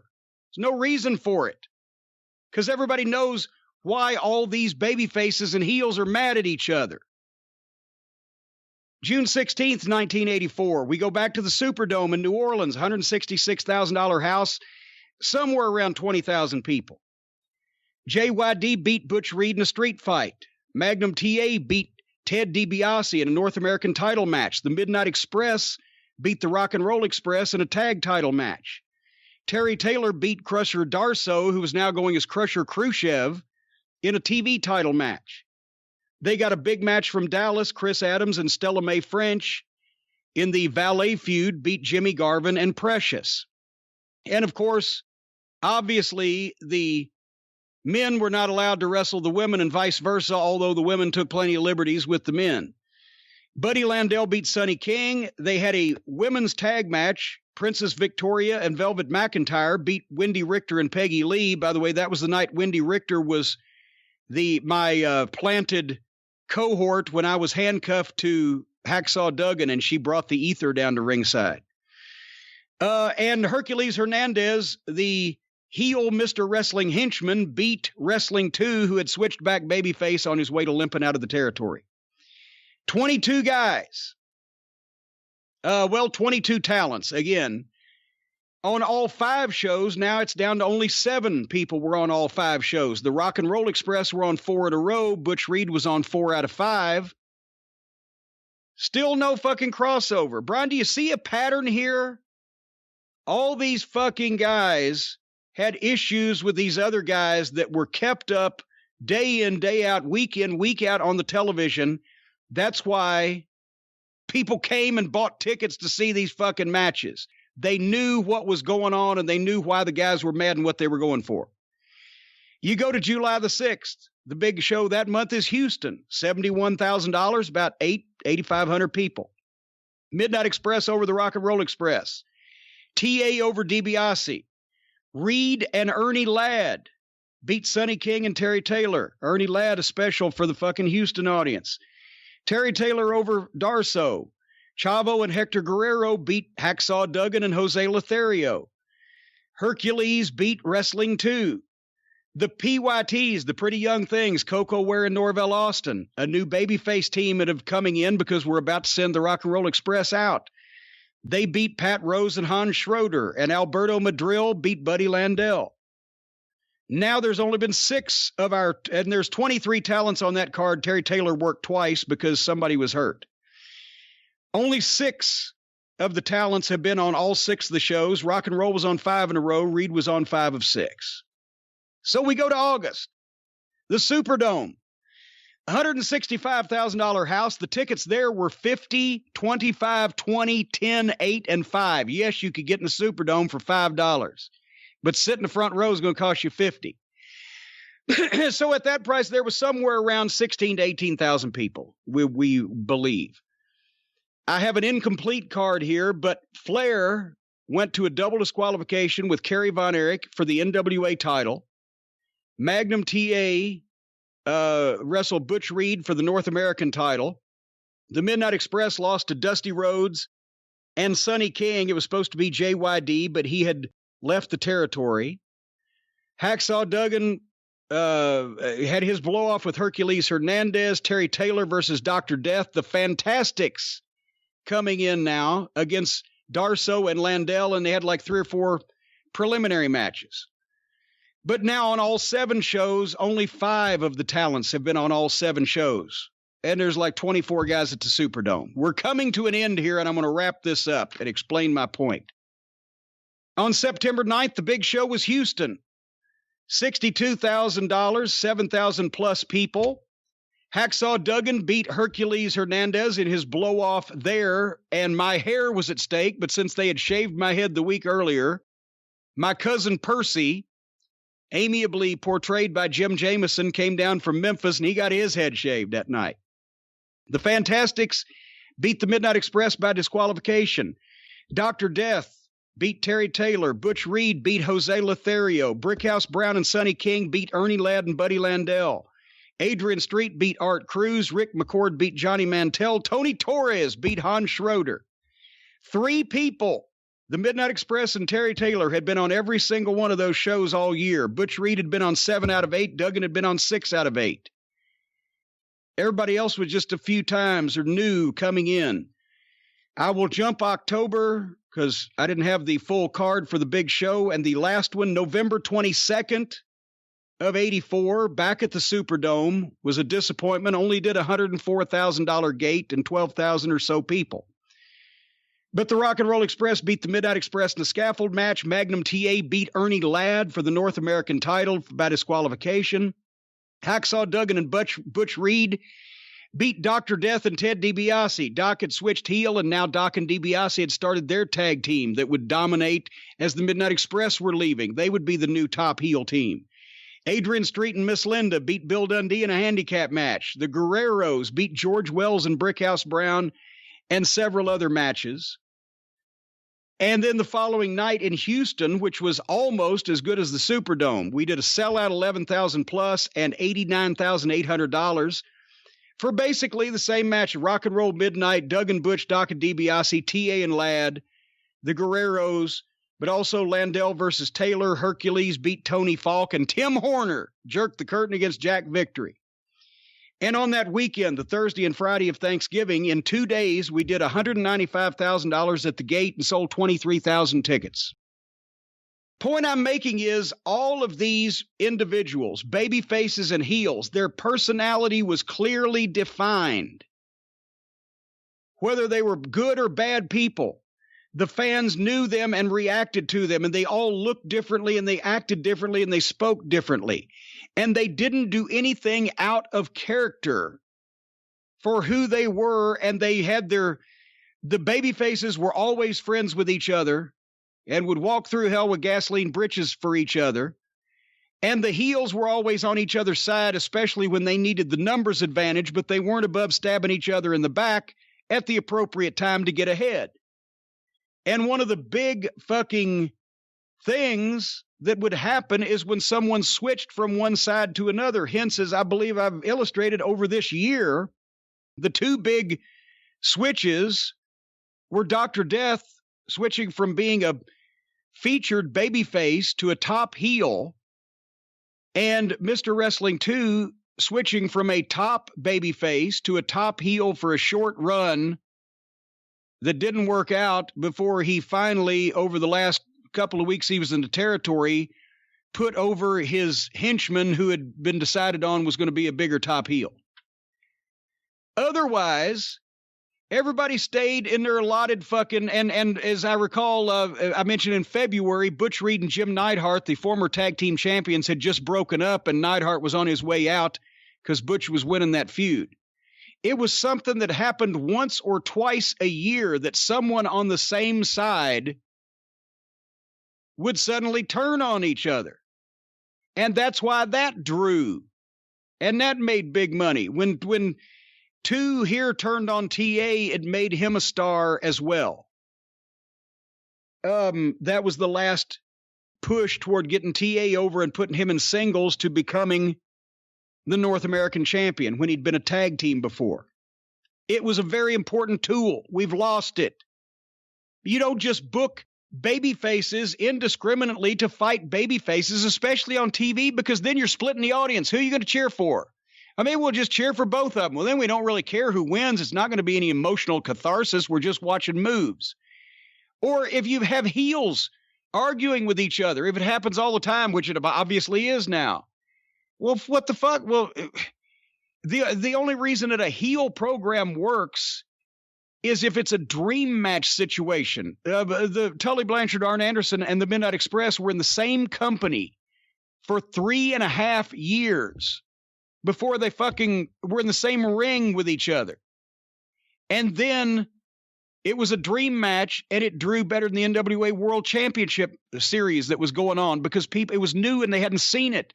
The two most decorated teams of the entire Crockett era in the 80s now are going to fight each other. But even then, Dusty was smart enough to know, past the initial shock and attraction, you then have to make one side the sympathetic side. That's why we became the sympathetic side, so the Horsemen could become full heels. And it wasn't just because, well, they can get more heat than we can.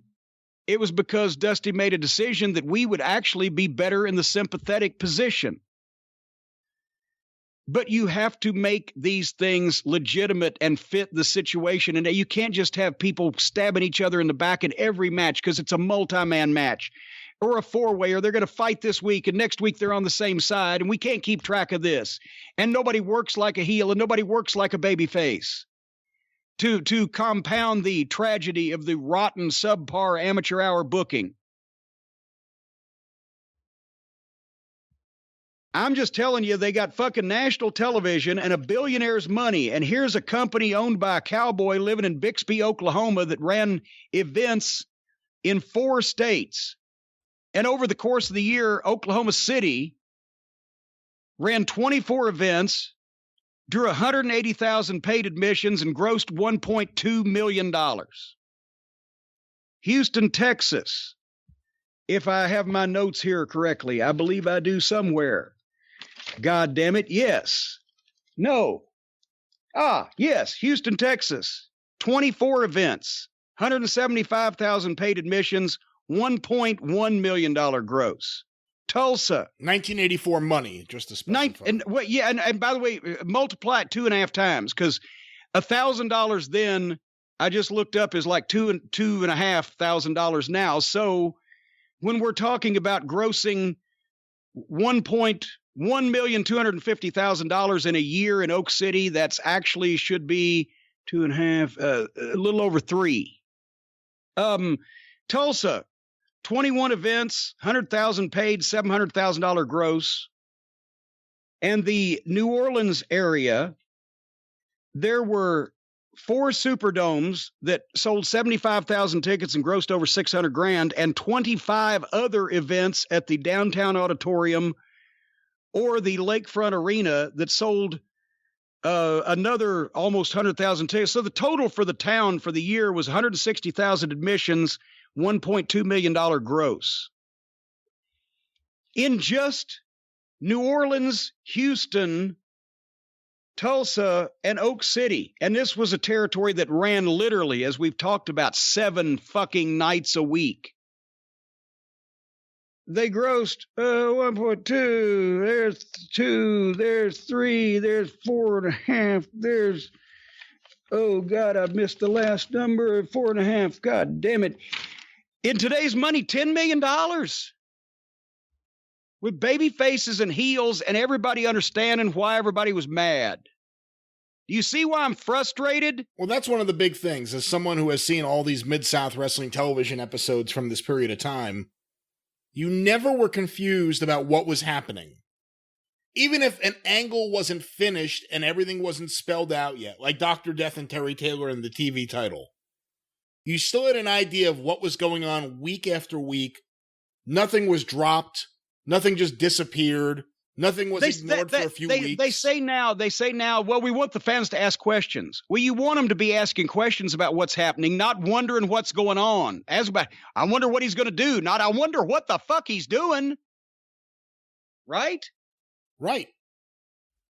Anyway, That is my notes, and that's my suggestions to all the amateur armchair bookers out there, especially the ones that actually have their own fucking wrestling promotions now. Make this much more fucking simple so people can understand it. Not simple so it's boring, simple so it makes sense. Establish your people and only have them interact with people that it will be a boon to their careers if they interact with, rather than people sitting there going, well, fuck, I don't want him to beat so-and-so because I like so-and-so, and I'm not really sure why they're even fighting. It's just you're sending monkeys in to do moves is what you're doing. Oh. Hey, if I could ask you, I mean, you just talked about Mid-South. You worked right by Vince McMahon's side for a few years on creative. How did he handle, what did he think about baby faces and heels and how to book them? Well, you book baby faces against heels. That's how he thought about it. That's why he had a fucking talent roster like everybody else. It wasn't in heels on the fucking right, baby faces on the left. It wasn't until the Attitude Era and the bad influence that got up Vince's ass. And also it wasn't really egregious at that point. I mean, one of the reasons why they never did babyface matches is because Vince Sr. had done Bruno and Pedro after he swore he'd never do it, but they wanted to do it, and he rented Shea Stadium, and it rained, and they did 2,000 people above a garden house, right? And they had to go to a draw. They couldn't have a finish because he rightfully, and also Bruno wanted to work with Andre and do a stadium show, but Vince Sr. was not going to beat either one of them. Vince was more open to doing heel versus heel matches because they're easier and there's interest. But Vince Jr., until the Attitude Era and they started just opening up everything, he was still traditional in that you have to have the babyface versus the heel. Where he got away from it and where it wasn't really that bad is that when you had that incredible top mix, Austin, Rock, Taker, Foley, Brett for the time that he was there with those other guys. You did have guys that you could cross back and forth because Austin was a classic anti-hero babyface, so he would stab people in the back, and Mankind was convincingly crazy, so he could do whatever. And Undertaker was a goddamn emissary of death, so he doesn't have to be all that polite. And Bret Hart was a babyface in Canada and a heel here in the United States, blah, blah, blah. So that worked because those people never did shit that those individual people wouldn't do, shouldn't do, or wouldn't do if they were who they purported to be. But then at the same time, you couldn't change that forever because you're not going to have those guys forever. And you have to go back to tradition.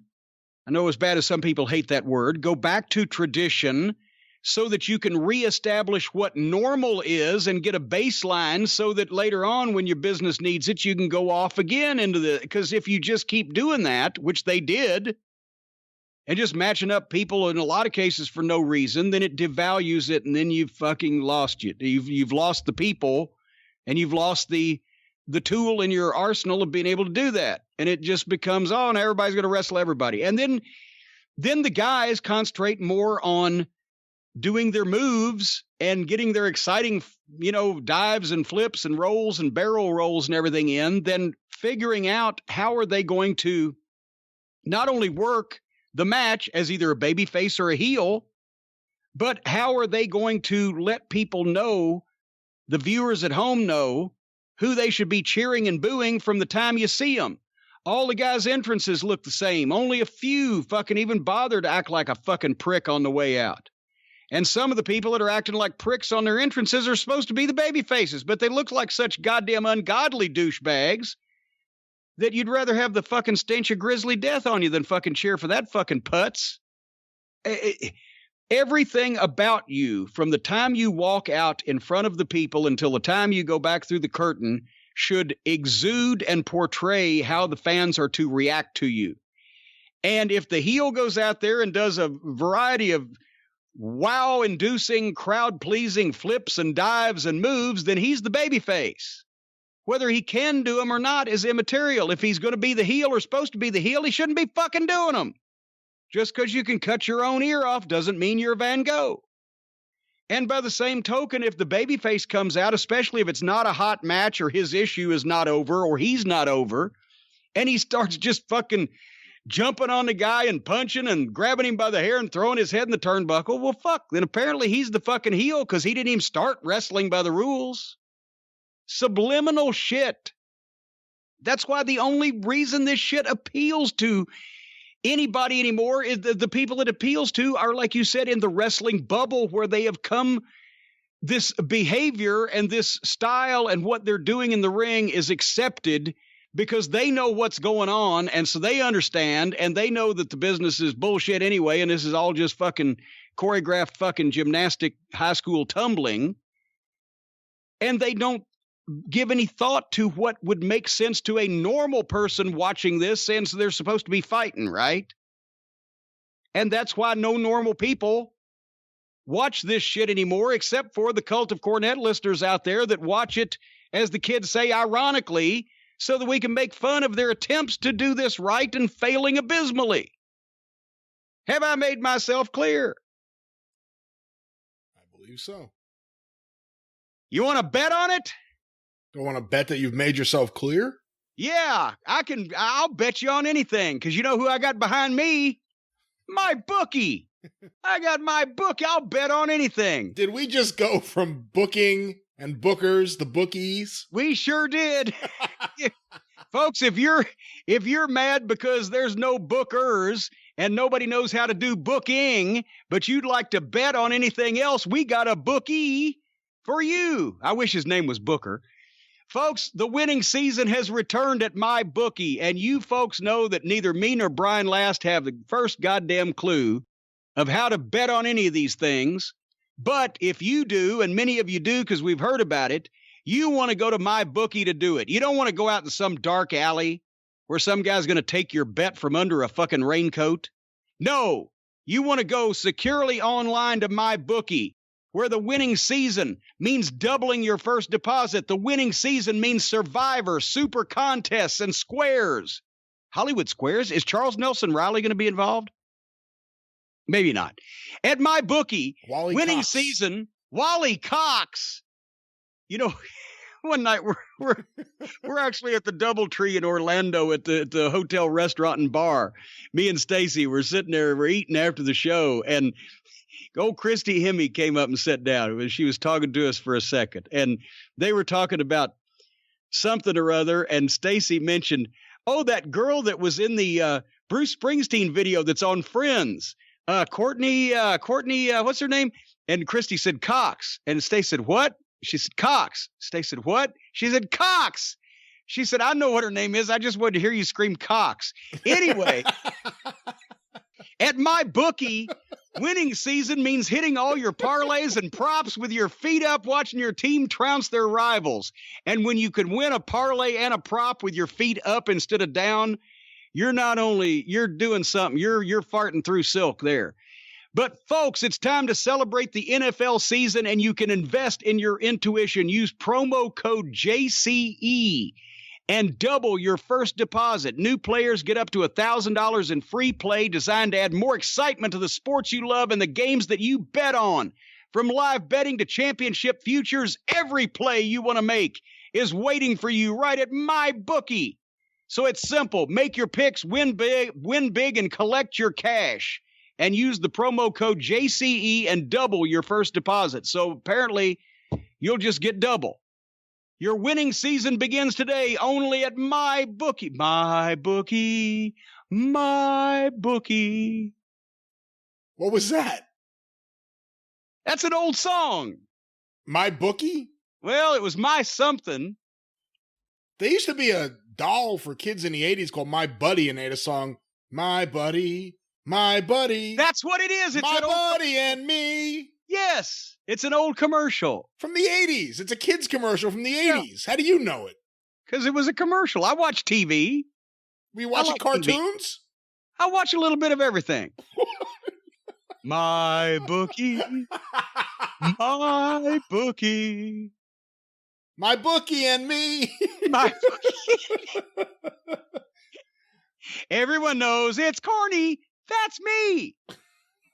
All right, what are you doing this week? Another action-packed week on the Arcadian Vanguard Podcast Network. Bookers and bookies. Get more information on Twitter at Superpodcasts or on Facebook, facebook.com/Arcadian Vanguard. A couple of very special episodes of various shows I want to mention here at the top. Breaking Kayfabe with Baldrin and Barry, a tribute to Bullet Bob Armstrong. The boys talk with Steve Kern, Nick Patrick, Les Thatcher, and much more at baldrinpod.com or wherever you find your favorite podcast. And on the topic of tributes to Bob Armstrong. And may I jump in and say thanks to everybody for the great feedback on what we said about Bullet on the drive-through this past week.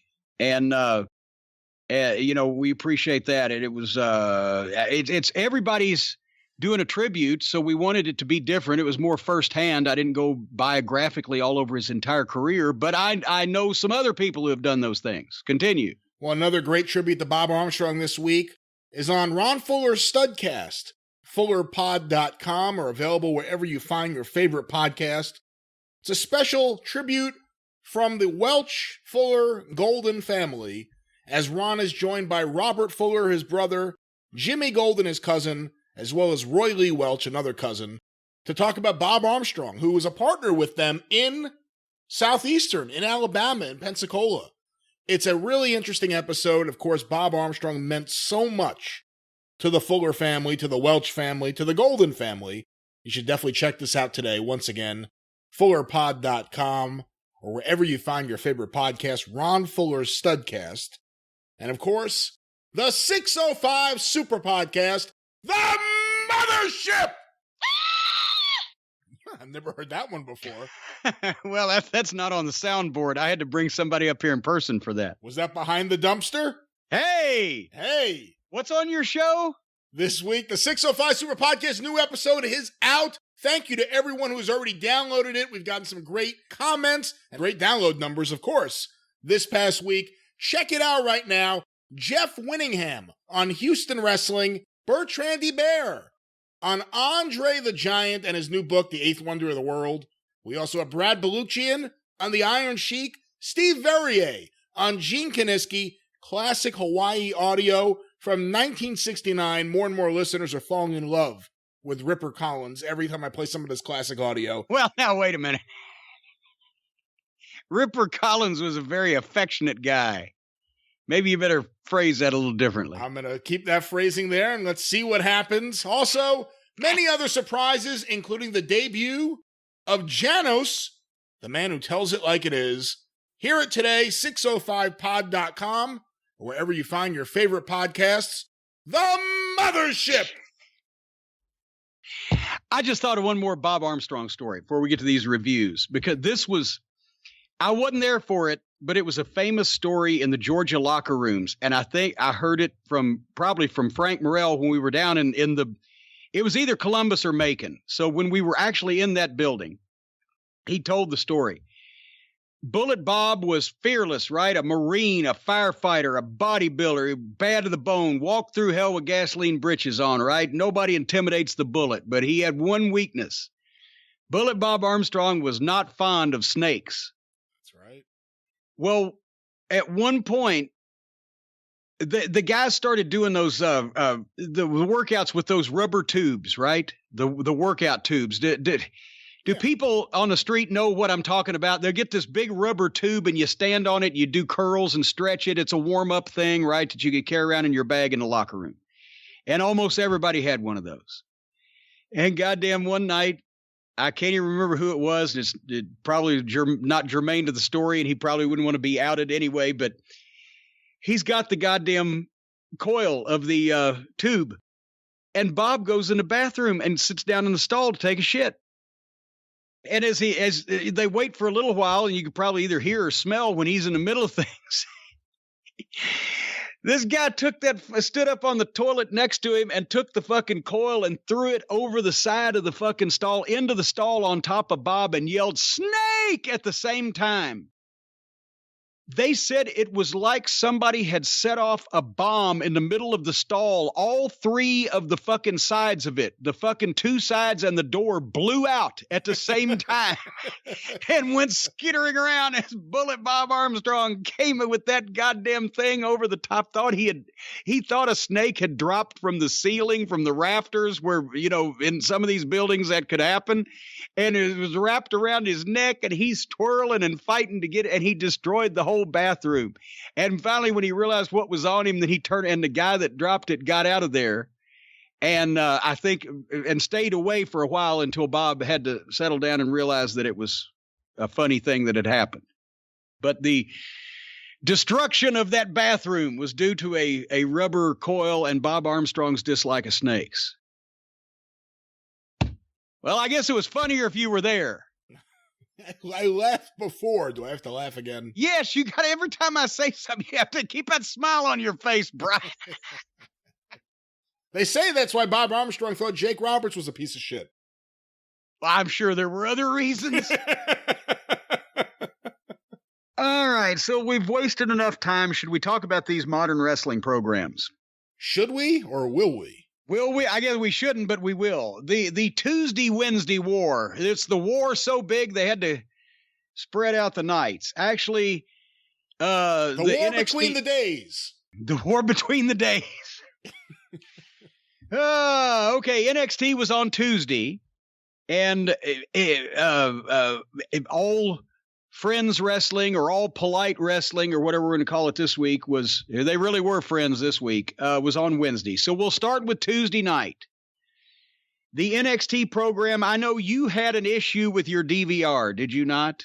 I did. I missed the first 18 minutes or so of the show because of a DVR issue, which was I forgot to set my DVR because it was on Tuesday. So because of that, you just told me that. You said I had a DVR issue. I thought it was like mine had fucked up that time, but no, I just forgot it was Tuesday. So in the middle of like around 8:18 on Tuesday, I was like, oh fuck, NXT is on. And if I don't get it now, it's not going to be on the network for weeks, we have found out.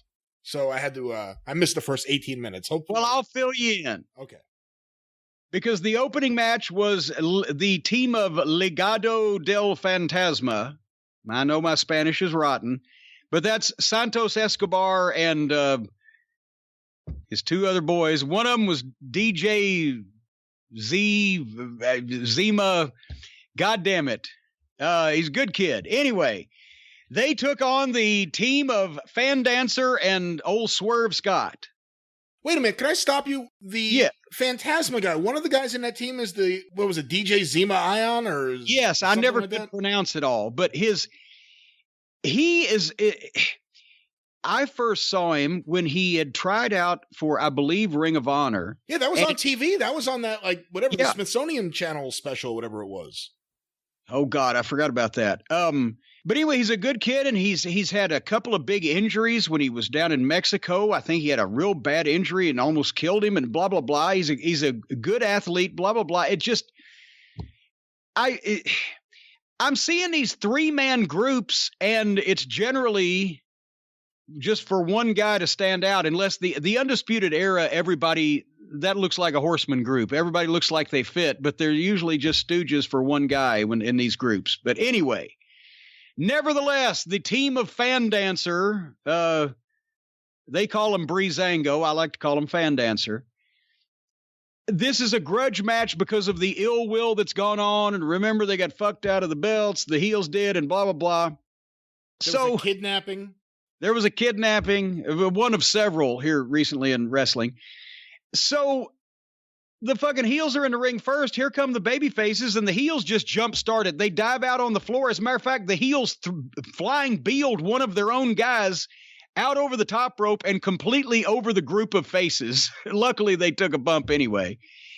And then they just jumped out on the floor. This is a no DQ grudge match. So first match right off top of the bat on the program, they're out on the floor, pulling out tables and ladders from underneath the ring in a big six-way, bashing each other off the plexiglass. I looked at my watch. And when it got to be 1 minute and 30 seconds after the bell had rung to start the match, when two guys finally rolled into the ring, but there were more chairs and garbage cans than there were people in the ring. I fast forwarded because it's the same fucking shit we see all the time, right? I fast forward. I was going to go to the finish, but I saw what I thought was the finish happening, so I stopped it. Guess what they did for a break spot to go to the break? The fire extinguisher. Oh.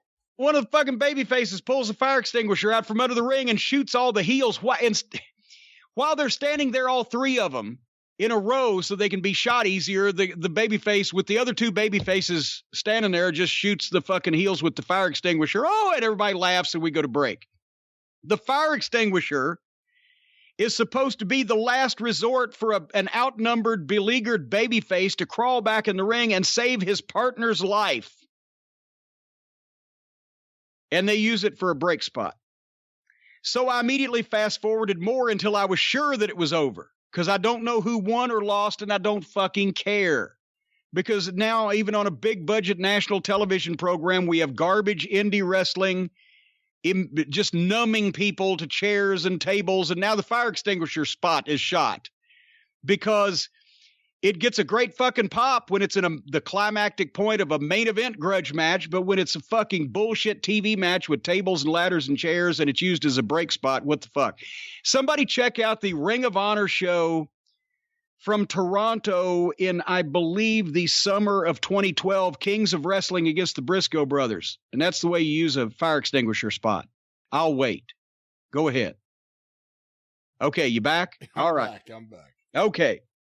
What about Bluegrass Brawl? But that's, you can use one there too, but it was actually the best. And the fucking Ricky Morton, when the Rock and Roll used it with the Heavenly Bodies at the Smoky Mountain Street fight at Fire on the Mountain in Johnson City in 92. Gosh, there was what year was the Memphis fight? But the point is, if you do it every few years and in a great spot, it works. And the best usage of it was the Kings of Wrestling and Briscoes, I believe, in that Toronto match. Anyway, the next match was Candice LeRae taking on Casey Catanzaro with her friend Caden Carter. The fuck? Not only are these names really fucking hard to pronounce, but there's a lot of ka sounds. Ka, cox. Awful. Why does the babyface have a second? She's not a manager. She was dressed as a wrestler also, it looked like to me. But why? She's a friend, a tag team partner, but it's a single match. The heels alone, the babyface has backup. Anyway, I don't know whether she was involved or not, because since this is a girls' match and Candice LeRae was involved, I fast-forwarded. However, when it was over with and LeRae won, she started doing a promo, and I fast-forwarded some more. So that made it even. So she can't even have a chance to win you over. No, well, I heard her speak, and I decided I'd rather do self-service dentistry on myself than listen to this fucking girl speak anymore. So then I fast-forwarded some more, and guess who popped up? Ria Ripley. Promo in the back. Have you joined us by this point, Brian? By this point, I was back in the show. It took almost 20 minutes for the Legado de Fantasma match, and now I was back in the show. Good. Well, Ria Ripley was in the back, close up on her. She meant what she said. She was mad. She looks great. She fucking has feeling in this. Not only that, but honestly, even though it was scripted verbiage, she and the little tinge of accent she's got, it works for her. She wants a cage match with Mercedes Martinez. And whereas normally I would say, what the fuck? Now the girls are in a fucking cage. This is going to be more realistic probably than anything on All Polite Wrestling next week. So I want to see the goddamn cage match with Rhea Ripley and Mercedes Martinez. Two actual legitimate female athletes. Well, my issue is, have they had a singles match? Well, Brian, baby steps. It just puts somebody in the ring doing something that we want to see. It doesn't mean it has to be great booking. Of course, no, they have their first match is going to be in a cage, and then they're going to work their way down to arm wrestling. Because you always follow a shooting with a stabbing. And then later on, there's pickpocketing to bring things home. Bronson Reed wrestled Timothy Thatcher. You give your opinion of this one first, just so that people don't say that you just parrot my thoughts. It was all right. I like Thatcher. I'm glad to see he actually got a win, although it was obviously because Bronson Reed got attacked by, I don't even remember at this point who attacked him. Austin Theory. Austin Theory, that's right. Austin Theory showed up and attacked Bronson Reed, causing him to be weakened. Another really nice, friendly-looking young man, Austin Theory. And then Timothy Thatcher took advantage of the situation and won via submission. You know why this didn't click? Or this didn't register with you? Bronson Reed is a star. Bronson Reed is going to be a bed. His age, with that size, way he can move around, he's got all kinds of upside. I like Timothy Thatcher. He's not a main event guy right now. It's not saying he never will be. He's a character guy, and he's very talented, but he's a guy that maybe either needs a partner or needs something else going on besides the short boots and wool tights. But they were serious with this. They were laying shit in, and the story was Bronson Reed's size and power against Timothy Thatcher's technique, but it wasn't the smoothest match because there was a touch of style clash here. Timothy Thatcher is a smash mouth guy, so he's got to be firing back at Bronson Reed. But Bronson Reed, with his size, he ought to be, knocking a littler guy around. They both did their thing, but sometimes their two guys' individual things don't match as smoothly as it does with other people. There was no full-on heel here because Thatcher's coming across to me as just a rough fucking snaggle-toothed goddamn, grappling artist that's not a heel. Bronson Reed did a dive to the floor, and it actually registers when he does it because that's not overdone. When you see a guy that size doing it, if he only does it I wouldn't suggest he do it on free television anymore or in anything other than a title match or a fucking big show or whatever. But when he does it, it registers because you don't see that all the time. With everybody else, it's just blasé at this point. But like you said, Austin Theory comes out because I guess they're either introducing or reintroducing him. He comes from behind. He lays Bronson Reed out, fucking boom, blasts him and fucking tosses him in. And Thatcher gets an arm bar and Bronson Reed taps out. And that's where I said, what the fuck? Because they've been pushing this guy in the title picture. They had him in the fucking title match. He's a ref stoppage, yes, but a tap, no. This was stupid. It didn't need to be this way. Do the same thing. They had the best match they could have, I'm sure, so that was fine. And there wasn't nothing wrong with it. Austin Theory needs to get some heat. You need to give Bronson Reed a reason to lose. You're going to put Thatcher over? Okay. Fine. Then have him fucking shovel that arm into the fucking post or hit it with the chair, do whatever he needs to do with it. And fucking leave and let Reed fight his way to crawl or back in. He's not going to give up, even though he's been hurt behind the referee's back. And Thatcher sees it and instantly gets that fucking hold on in a place where Reed can't get out from under it, and either let him fucking pass out or let the ref stop it. Don't have him tap. And it's not like it was, well, why would he pass out? Well, that's what fucking Austin did. You don't have a top babyface that's just been put in the title picture and is still getting over tap out, especially to a guy that's not currently in the title picture, even if you're trying to put heat on somebody else for an upcoming program. Positions, girls. Think about these things. It's perception. He didn't need to tap. That's all I got to say about that. Even more than a ref stoppage. I mean, I used to see these things all the time where a heel would come down, attack a guy during a match, then they got pinned. Just a simple pin would have done it. Well, but see, they were more catering to Thatcher's gimmick than to either protecting Reed or putting heat on Reed versus Theory. Well, that was misplaced as well. If the most important thing is putting heat on Reed and Theory, then you should have protected Reed at least by having him pinned after he was fucking clobbered 1, 2, 3 real quick, and then Thatcher gets his hand up. It wasn't by the manner he normally wins, but he'll take what he can get because Reed should have won. That's the feeling you're supposed to leave afterwards. But they just don't understand. And then basically it was the Iron Man match, as we used to say, the marathon match for the NXT title.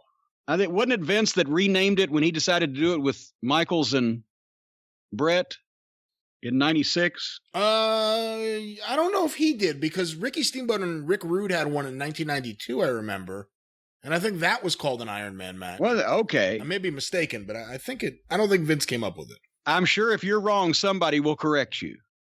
But anyway, but we used to, the marathon match was where I originally heard about it. We had one with the Bodies and the Rock and Roll in Smoky Mountain, and I stole the finish from Terry Funk had told me about it, but I'm pretty sure it was a Texas death match in Amarillo.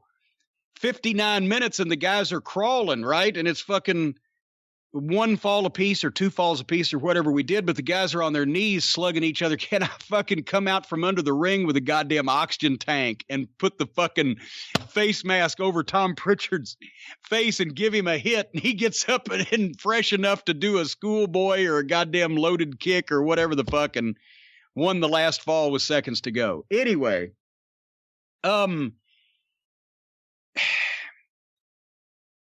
going to put each guy over. Starting with Tommaso Ciampa, who to me was the star of this show. Tommaso Ciampa would have been a star in any territory in any era. I'm sorry that he was such a late bloomer, because he's been around the business for a while, and as we know, he's had injuries. He's a physical marvel. He has come back from surgeries that would have fucking finished anybody else. But he looks just fantastic physically, and with the beard and the head and the facials and just the goddamn build of him and his body language. He has put this all together where you believe that, like I said last week, you believe that guy's the nut that Loomis is supposed to be, right? You think he's fucking off. He looks off. I think he is off. I thought he was off in Ring of Honor in a non-necessarily dangerous way. But personally, I thought he was a little different. But he could have fit in any territory, especially as a heel, and then maybe later on as a heel that would have gotten over as a babyface, more a la Dick the Bruiser than Steve Austin. But I love his shit, and he's serious about everything, and he makes you believe in it. Everybody knows what I think about Adam Cole. He's a star. His work is great. His talk is great. He would not have been a big star in any of the territories like Tommaso Ciampa, I believe, would have, because of his size.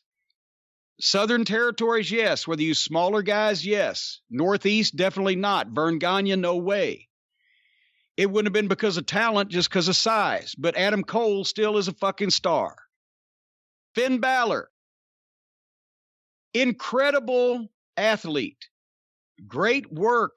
Ripped to shreds. He would have been huge if British wrestling was as big even now as it was with World of Sport in those days, 60s and 70s. He probably would have been the fucking biggest blue eye there. He's been big in the WWE, but as I'm seeing it, he's a normal fucking guy.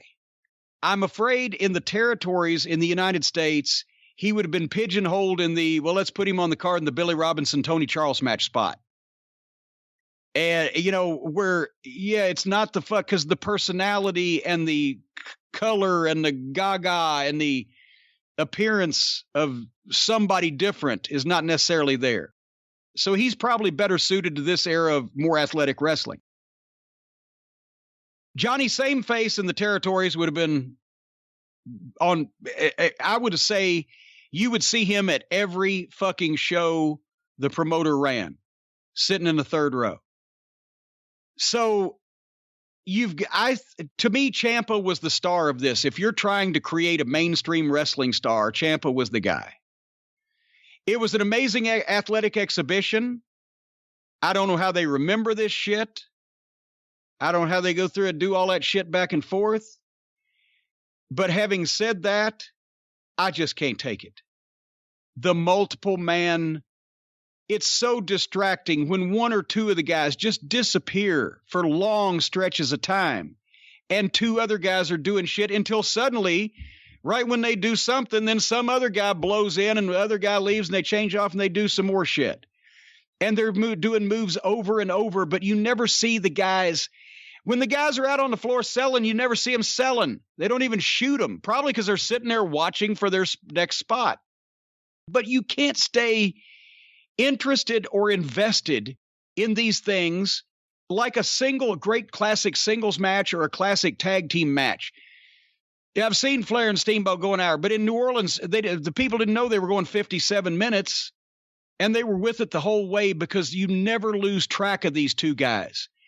Whoever's in charge is always in charge, and whoever's selling is always selling, and you see the struggle they have to go through. This is like watching multiple matches, but a bit at a time, where you get part of this match, and you get part of that match, and you get part of that match, then somebody will do a finish. Who's cheating?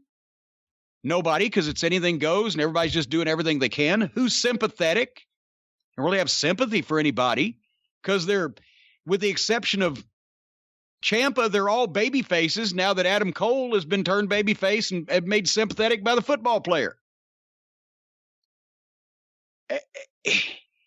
This is a match put on to provide an exhibition of moves done at the very highest level over and over for an hour for the set limited group of people that is the same thing as the AEW audience, same thing as most modern wrestling audience.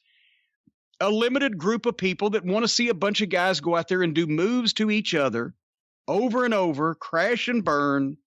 You can't keep track of the story. You don't know who's going to win. You don't care what the fuck's going to really happen because it's just over and over. And so I hate to knock any of these guys except Johnny Sameface, but I couldn't follow this. And you just zone out. And then you know it's going to go an hour, so you're not sitting there waiting for who's going to win. And then they all got one fall. They all got one fall, so you know that somebody is going to go in and catch the last fall in the last couple of seconds. And the only thing that they did throw us a swerve. Balor gets the second fall in the last 10 seconds, and then Cole comes in and gets one too. So they literally had us sit and watch this thing for an hour to go into a tie and to have the tiebreaker next week, one fall to a finish.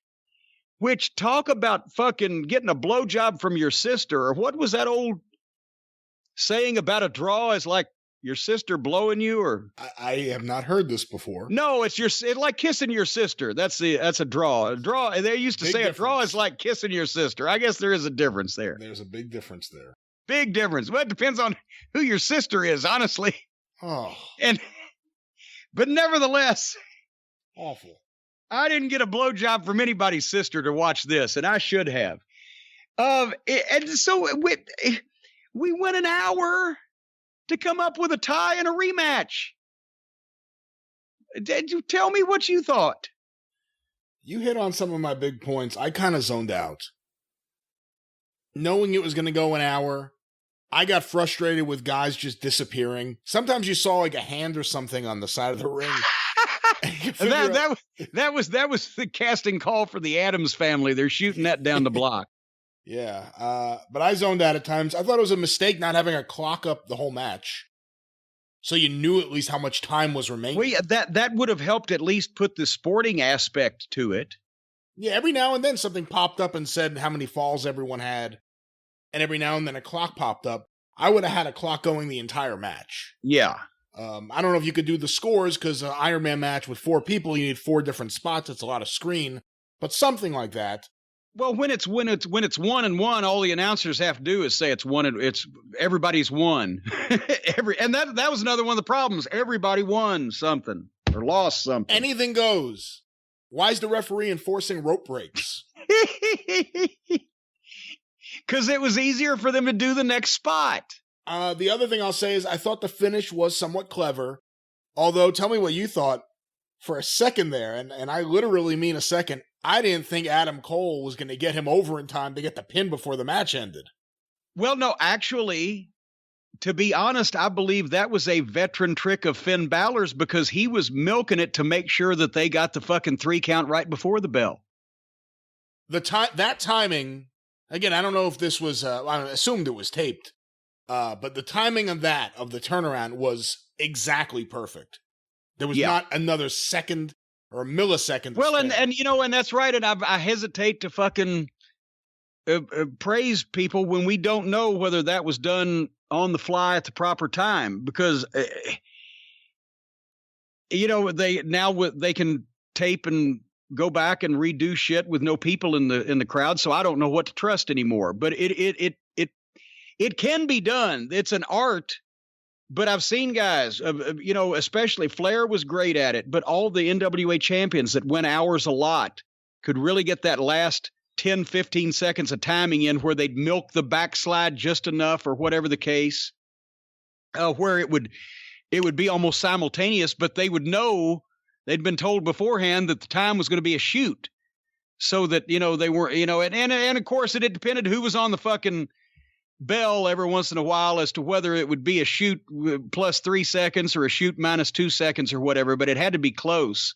Now, I've told you that story. Went the Midnight Express and the Rock and Roll Express in Charleston, South Carolina, going an hour Broadway, right? Rock and Roll hits the comeback at 58:30, and the people are screaming, and the Midnight are taking the bumps, and the comeback's going, and the comeback's going. And I'm like, it's bound to be a fucking bell. Comeback's going, bound to be a fucking bell. We were still at the old building. The old building in Charleston, not the new arena, but the old county hall. And God damn it, the timekeeper was a member of like the VFW club or whoever, the Veterans of Foreign Wars or whoever were there. That he was so wrapped up thinking the Rock and Roll Express were seconds away from winning the World Tag Team title, he wasn't going to ring the fucking bell because he wasn't smart. So what the fuck do we do? And we went an hour and 1 minute and 30 seconds and then had to do a fucking top rope DQ because he was not going to ring that bell. He thought the Rock and Roll was going to win. But normally it's an art to time that properly. Anyway, go ahead. I was going to say, like we say each and every week, and now it's without Mauro. It's such a dry show. It's such a dry show. There's no atmosphere. There's no real excitement. There are a lot of matches and guys on the show that you don't care about. I mean, other than Ria did hers, and I mean, there's no promos. No one gets time to really show you who they are beyond what they do in the ring. And then you have to care about what they're doing in the ring with, the Michael Cole training. And then they do too much of it for too long a period of time. Yeah, I mean, it's like I want to really like this show, and I never really like it. It's like I watch it, but I don't like it. It's frustrating. Well, and I know we're in a vacuum here. I mentioned Tommaso Ciampa came back and instantly got over better on the show last week just by beating up the job guy than anybody I've seen get over in the past several months on a TV program. And I said, why? Where the fuck's he been? Why have we been looking at these other fucking guys and not Tommaso Ciampa if he's been around and healthy? And that's, you said you thought creative had nothing for him. Fire the fucking writers. But if he's healthy and back full time after that fucking display he put on getting himself over last week, I don't know why we're going to be watching Adam Cole and Finn Balor next week. I don't know why we're not watching Adam Cole and fucking Tommaso Ciampa. Because that tickles my fucking taint a little bit better than, and if they were going to do this, like I've said before, they didn't have a match that needed a stadium. They had a stadium and needed a match. They had a match and then they put 4 guys in it. It just, instead of concentrating on naming a new champion that you can build around, if they were going to have this match, have Cole take the first fall over fucking Johnny Sameface and take the lead over everybody. And then have Ciampa do something to Johnny Sameface where he's hurt and out on the floor. He didn't get pinned, but he's taken to the fucking back. Tommaso did that. Then don't do any more falls for anybody until 58 fucking minutes or whatever. After 58 minutes, Then have Ciampa hit Balor with his finish 1, 2, 3. Now Cole has taken a fall. Ciampa's taken a fall. Gargano didn't get beat. Balor got beat by the eventual winner. And while Balor is selling, Cole and Ciampa are tied, and Adam Cole, being the heel, tries to fuck him some kind of way. But Ciampa reverses it and catches Cole at 59.45. Ciampa's never been pinned. Cole got the only other fall. Ciampa beat Cole to win. Balor was beaten by the eventual champion, and Gargano didn't get beat at all, but at least we got him out of there so the match could be better toward the end. Because let's just be honest, Johnny Gargano is not ever going to be on the main roster while Vincent Kennedy McMahon is alive. So I just, it's not the goddamn performance of the match. It's not the telling of the joke. It's the punchline. It's not the match. It's the finish. It's the feeling you're left with. Who gets over? I don't know. Anyway, are we done with this? I think we're done with NXT. Well, I wish. Over on the other channel, over at All Petite Wrestling, the masked excrement is back. Oh joy, oh bliss. And he's trying harder than ever. You saw the first match, Santana and Ortiz against the Best Friends. And at least we've got heels and baby faces here. We just have ineffectual baby faces against heels with no heat that like to act goofy and do stupid things. But once again, they can't stop every match. If every match is a grudge match, then there are no grudge matches. And if you have to put the grudge match on first, then you've set a baseline of we just going to go out and hit each other over the head with fucking blunt instruments. So you don't even know what this program's about before you fucking throw the doors open and let all the goddamn wild Indians out. So once again, the faces jumpstart the thing on the floor and the stage. And there's a fight without using the fucking ring. Pampiro Firpo Jr., did you see him? He whipped Fuck Taylor with a cloth flag and Fuck sold it. Then Trent did the diving crossbody off the stage that you've got to have in these instances. They moved the steps around to try to set up something there. They did some sloppy outlaw fucking brawling around the ring, took some bumps on the concrete. I'm not sure that they've been in the ring at this point. I don't think they have been. And then Fuck Taylor over in the corner, while his partner is fighting with somebody else, he takes the time to take 8 or 10 folding chairs, and he sets 3 in a row. And then he sets 3 more in a row with the seats facing those 3. And then he puts 2 down over the seats of those. And then he's like building a fucking shop class project. Calmly, just setting these up just so, while Tony Schiavone says tempers are out of control. Well, this guy's calmly building a fucking card house out of chairs. And then the same idiot that built the fucking stack of chairs got thrown off the stage onto his own chairs. That's why he was taking such care to set them up, so he'd have a soft place to take a fucking bump. After this happened, they rang the bell and started the match. Which was Trent versus Santana, because the other two were on the floor somewhere. And those are actually the 2 guys I would want in the ring. Well, yeah, but they don't stay there long. The floor brawl was dull as dishwater and just bumps, meaningless, because it's the same thing everybody else does. But now the heat on Trent in the ring was even more glacial at this pace. And they were having a bad match. I sensed, from what I've seen, they were having a bad match that the AEW fans would say this is a bad match. Trent at one point tried to tag Fuck Taylor back in, but Fuck was still lying there selling his fucking stupid thing he did where did he get thrown off or did he just miss something? Whatever. I wrote, who fucking called this match? Or is it just people doing shit at random? We weren't even 10 minutes into the fucking show. And in the wide shots, you could see Fuck down there waiting by the ring for his next spot to come in, even though he's supposed to be unconscious and his partner is alone. But finally, he tagged in and made a lousy comeback with some sissy forearms. And then guess what? Did a dive. They did some more bad indie wallowing around. A sloppy, cold face tag to fucking Trent, who took a bump off the ring onto the steps that he had set up there earlier himself, I think. Santana and Ortiz are according to the announcers, are saying, let's end it. And Jim Ross's quote was, good advice, which could be read a number of ways. He shits all over this show. He is shitting all over everything, because what else are you going to do if you're a man with any goddamn self-respect? He has more fun pitching to the picture-in-picture than he does anything else, because he is sitting there embarrassed at what he's looking at. So they all rolled in and out, back and forth, doing their shit. And then you saw the finish. Trent hits a move and covers Ortiz near the ropes. The referee counts 3, but at the 3 count, Santana has grabbed Ortiz's hand and almost got it on the bottom rope, where when the referee looks up, he waves off the count.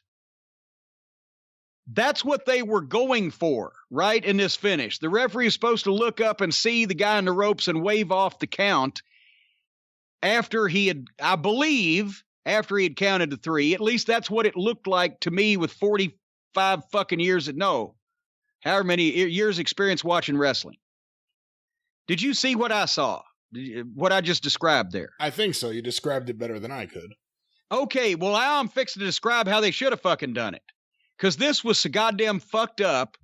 Nobody teaches these guys positioning in the wrestling schools that probably most of them never went to. And apparently they have no agents or producers to experience to walk through these abortions of fucking 4-finger stinker matches with these guys. But here's what happened. The way this should have been done, if you're going to knock the fucking heel toward the ropes and you're going to cover him and you're going to get a fucking count, but the fucking heel's going to get his leg on the ropes or whatever to break up the count and continue the match. Or the heel's going to get his leg on the ropes because the partner's going to put it there. Same, or the manager puts it there or whatever. Ortiz took his bump and fell toward the ropes. He was so close to the ropes, his head was underneath the ropes anyway, if you looked at it. So it shouldn't have been a count to begin with, because he was already underneath the ropes. However, his head was facing the ropes and his feet were facing out at kind of an angle. That's the wrong place. He needed to be exactly parallel to the ropes and 2 feet away from them. Parallel, running alongside, right? When you take your bump at about 2 feet away, because then you're not telegraphing what's about to happen. Trent covered him wrong. What Trent did was he grabbed the Ortiz's legs and fucking rolled up behind him so that he had his legs hooked and his back was toward Ortiz's face, and he had the legs, both of them, hooked up. So if they were trying for a fucking leg on the rope, dipshit fucked it up, and that's why they had to go for a hand, because his fucking legs were tied up. But since he had the legs hooked and he was rolled up onto fucking Ortiz, he wasn't looking at the referee. Trent wasn't. The referee making the count. He was looking over at where the partner was going to have to make the interference.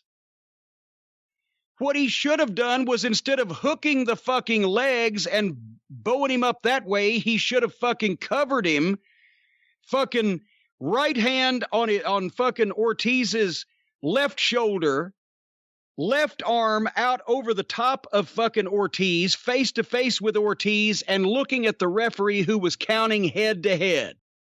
That means he's forcing the shoulders down, but he's left the legs free, and he's looking at the referee, and the referee's looking at him.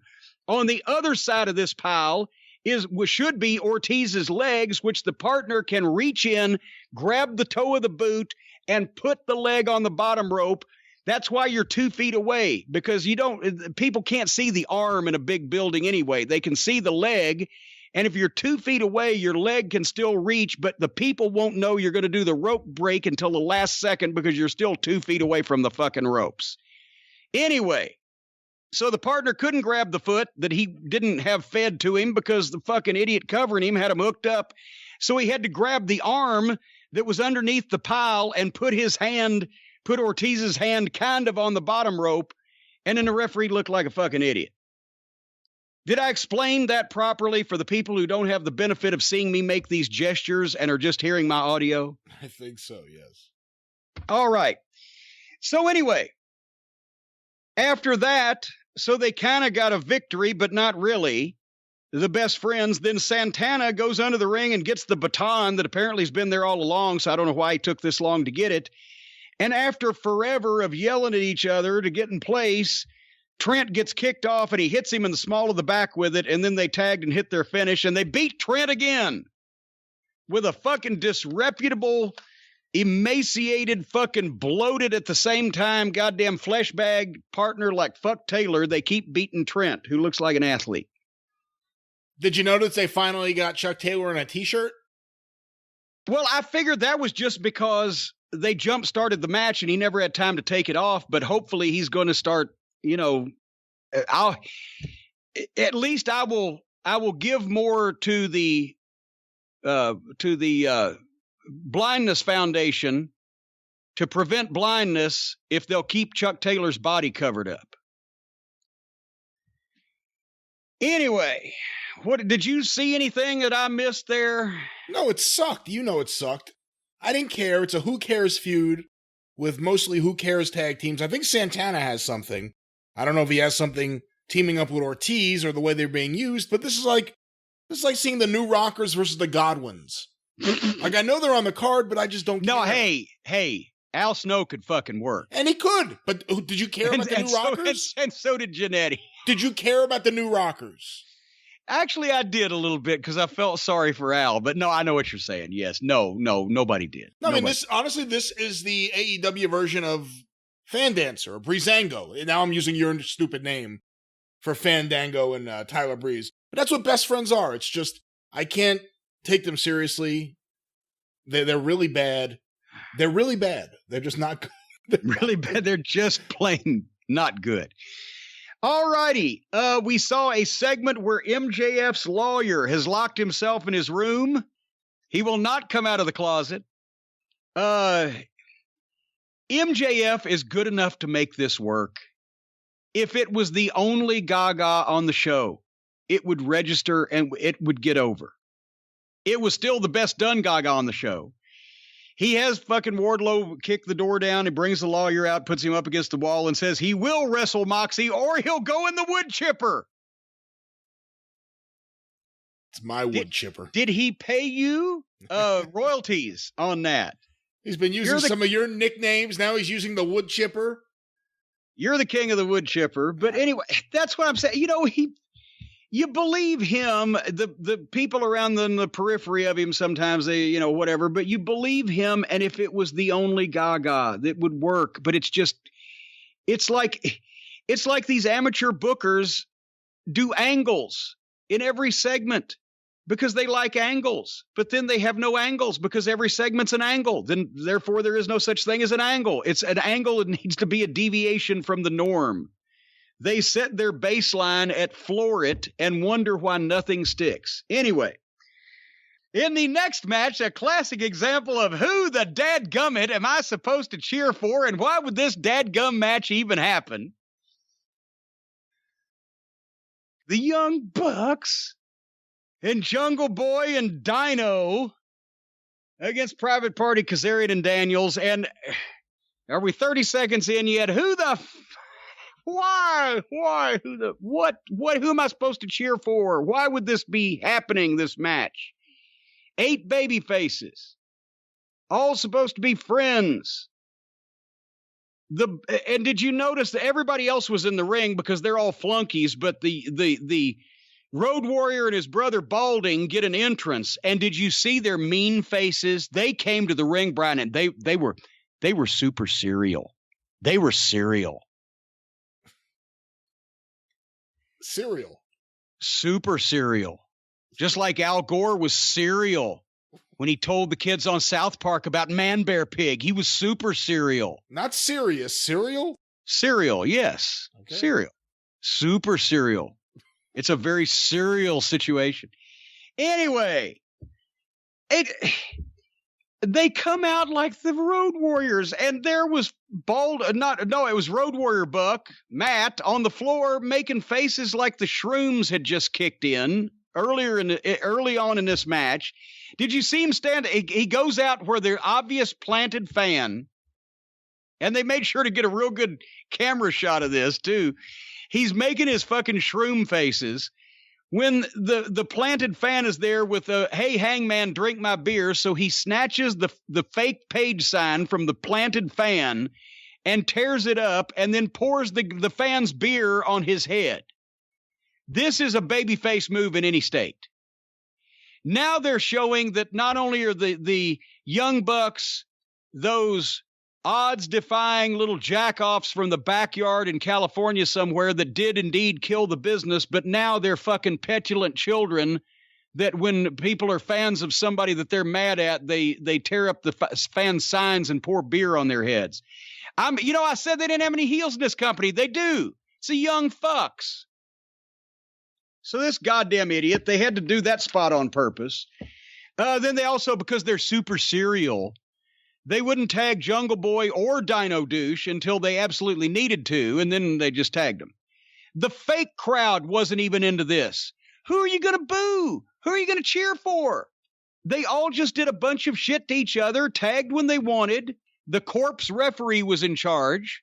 You've heard of the corpse bride? This is the fucking guy that was the referee at the wedding, the corpse referee.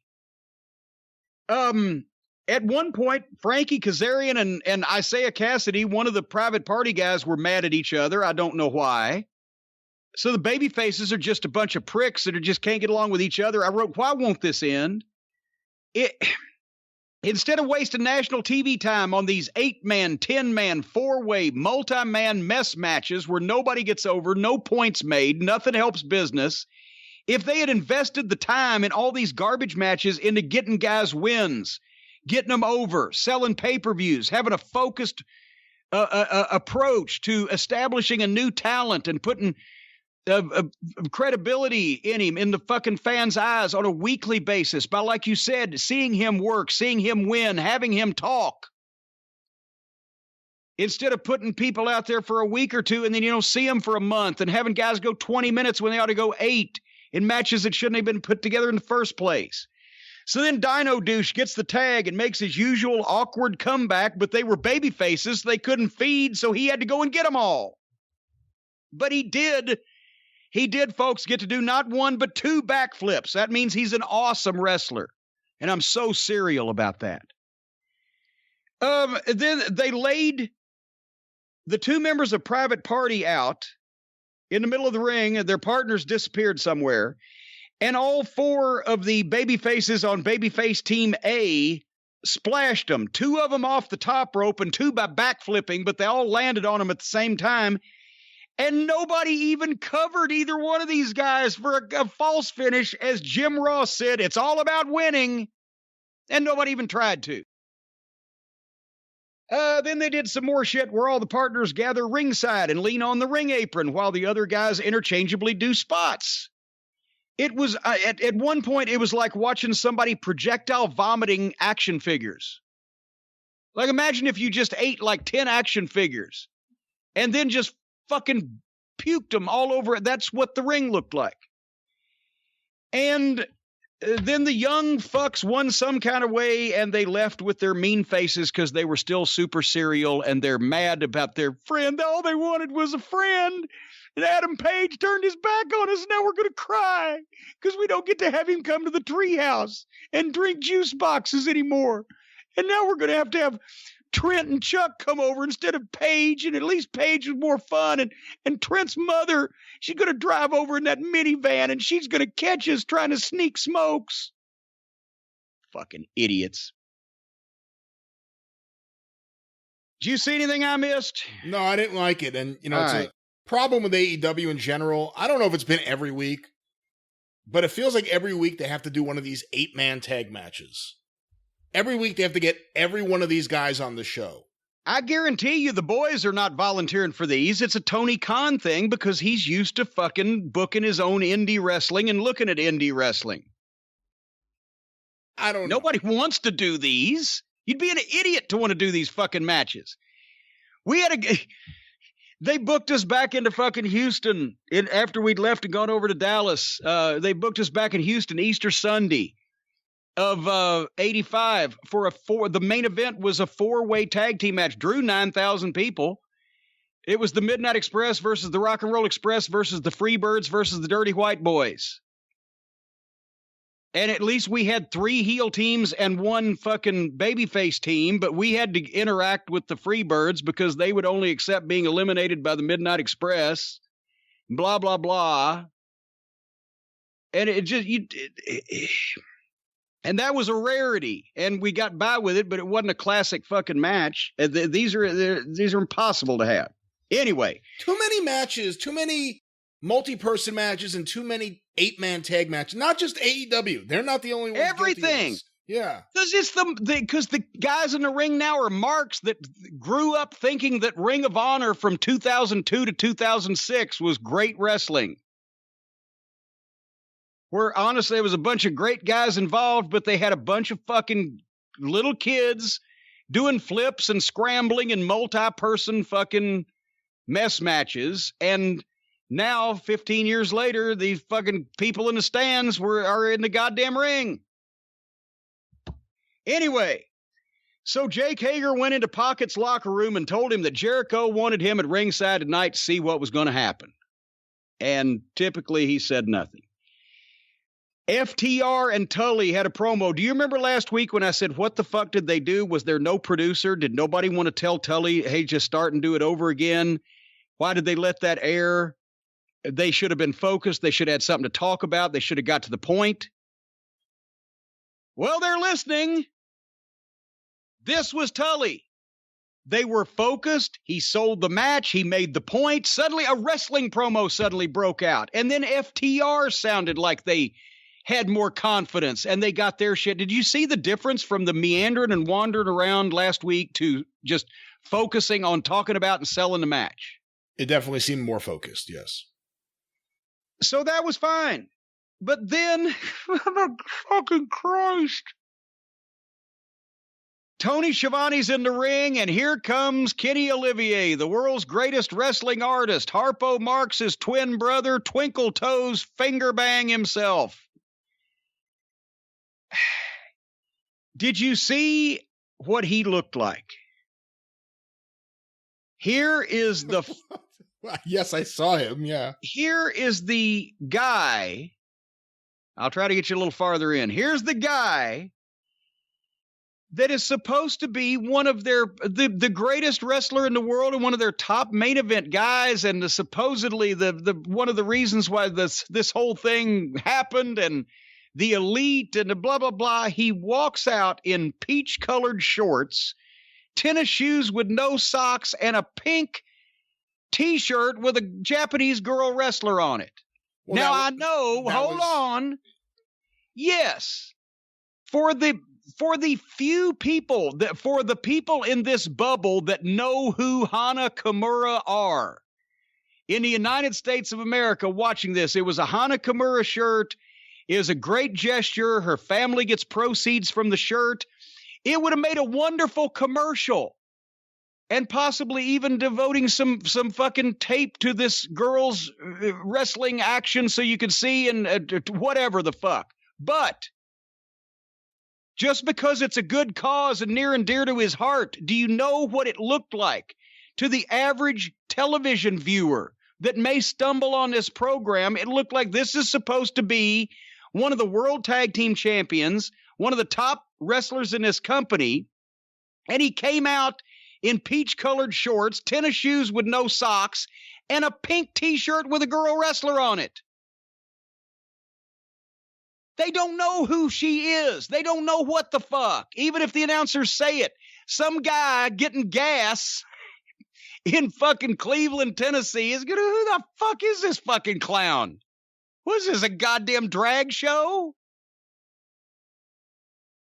This is their top babyface. Does anybody think an average person would think... He's not their top babyface. Well, one of their top... He's a goddamn executive vice president.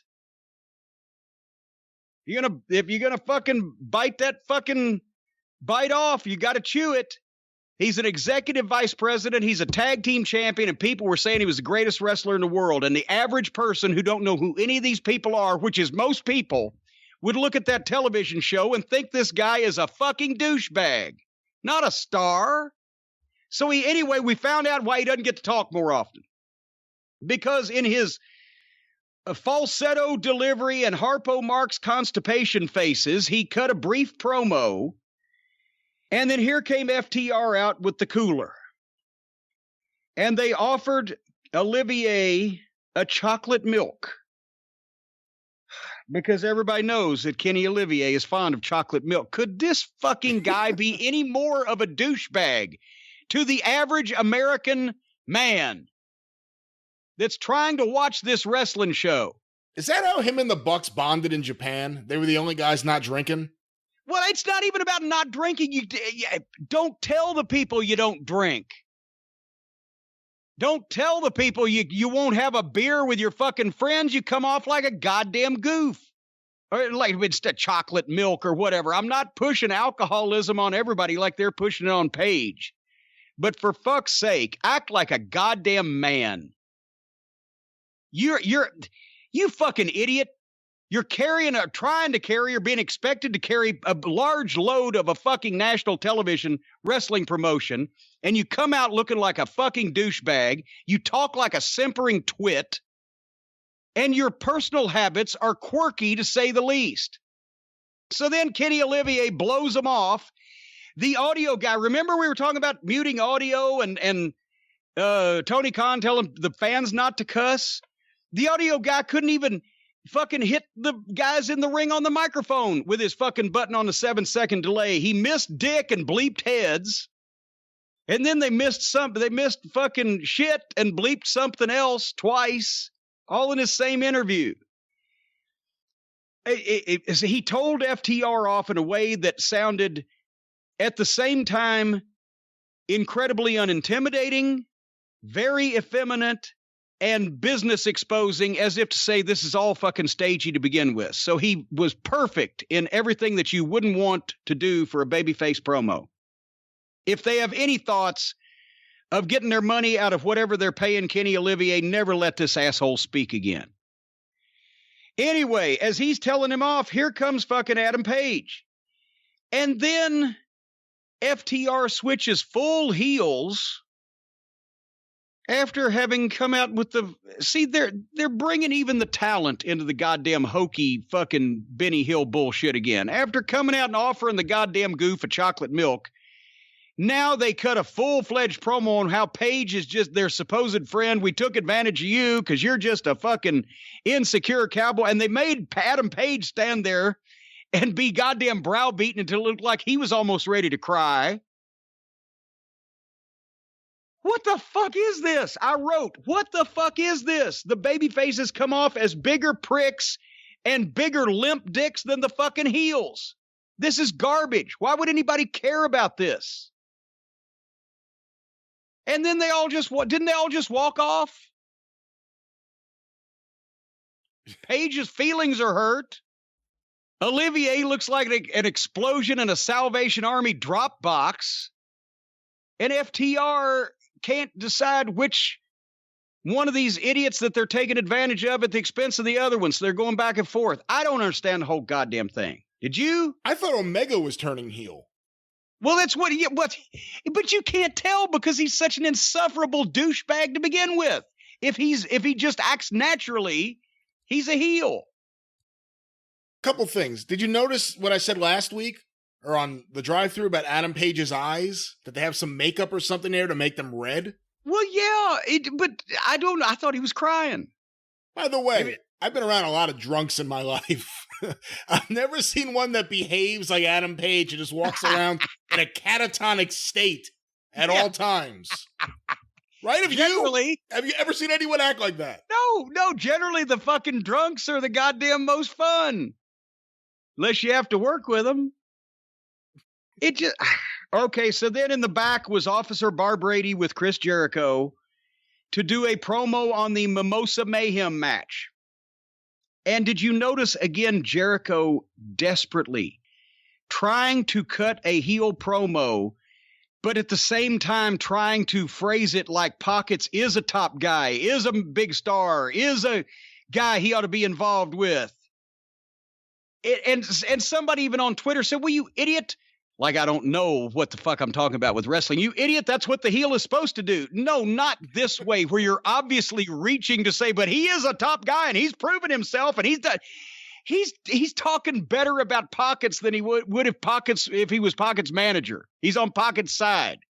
That's how he's boosted it. It's not the backhanded heel compliments. It's the I'm desperate to make you think I made the right choice in involving myself with this goof, idiot, hick fucking outlaw mud show hatchet head from the wilds of Pennsylvania. You idiot. What do you know about wrestling, Jim Cornette? So anyway, Jericho was out there trying to talk himself into that. And then he's going to go out and have a match.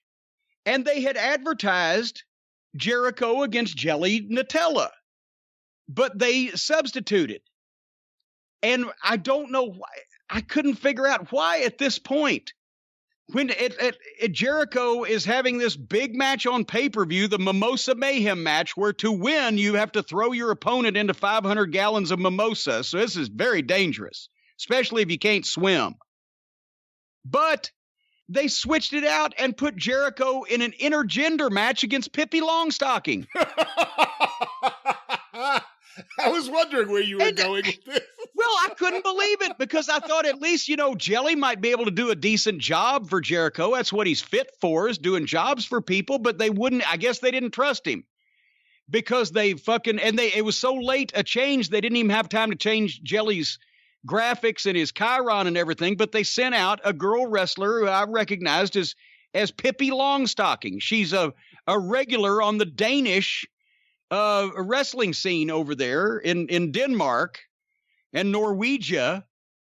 The Norwegians are famous for being from Norwegia.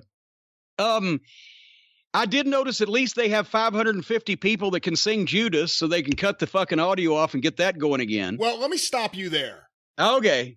Because at various points throughout this show, it didn't really look like 550, did it? Well, I was going to say at various points there was no crowd noise whatsoever.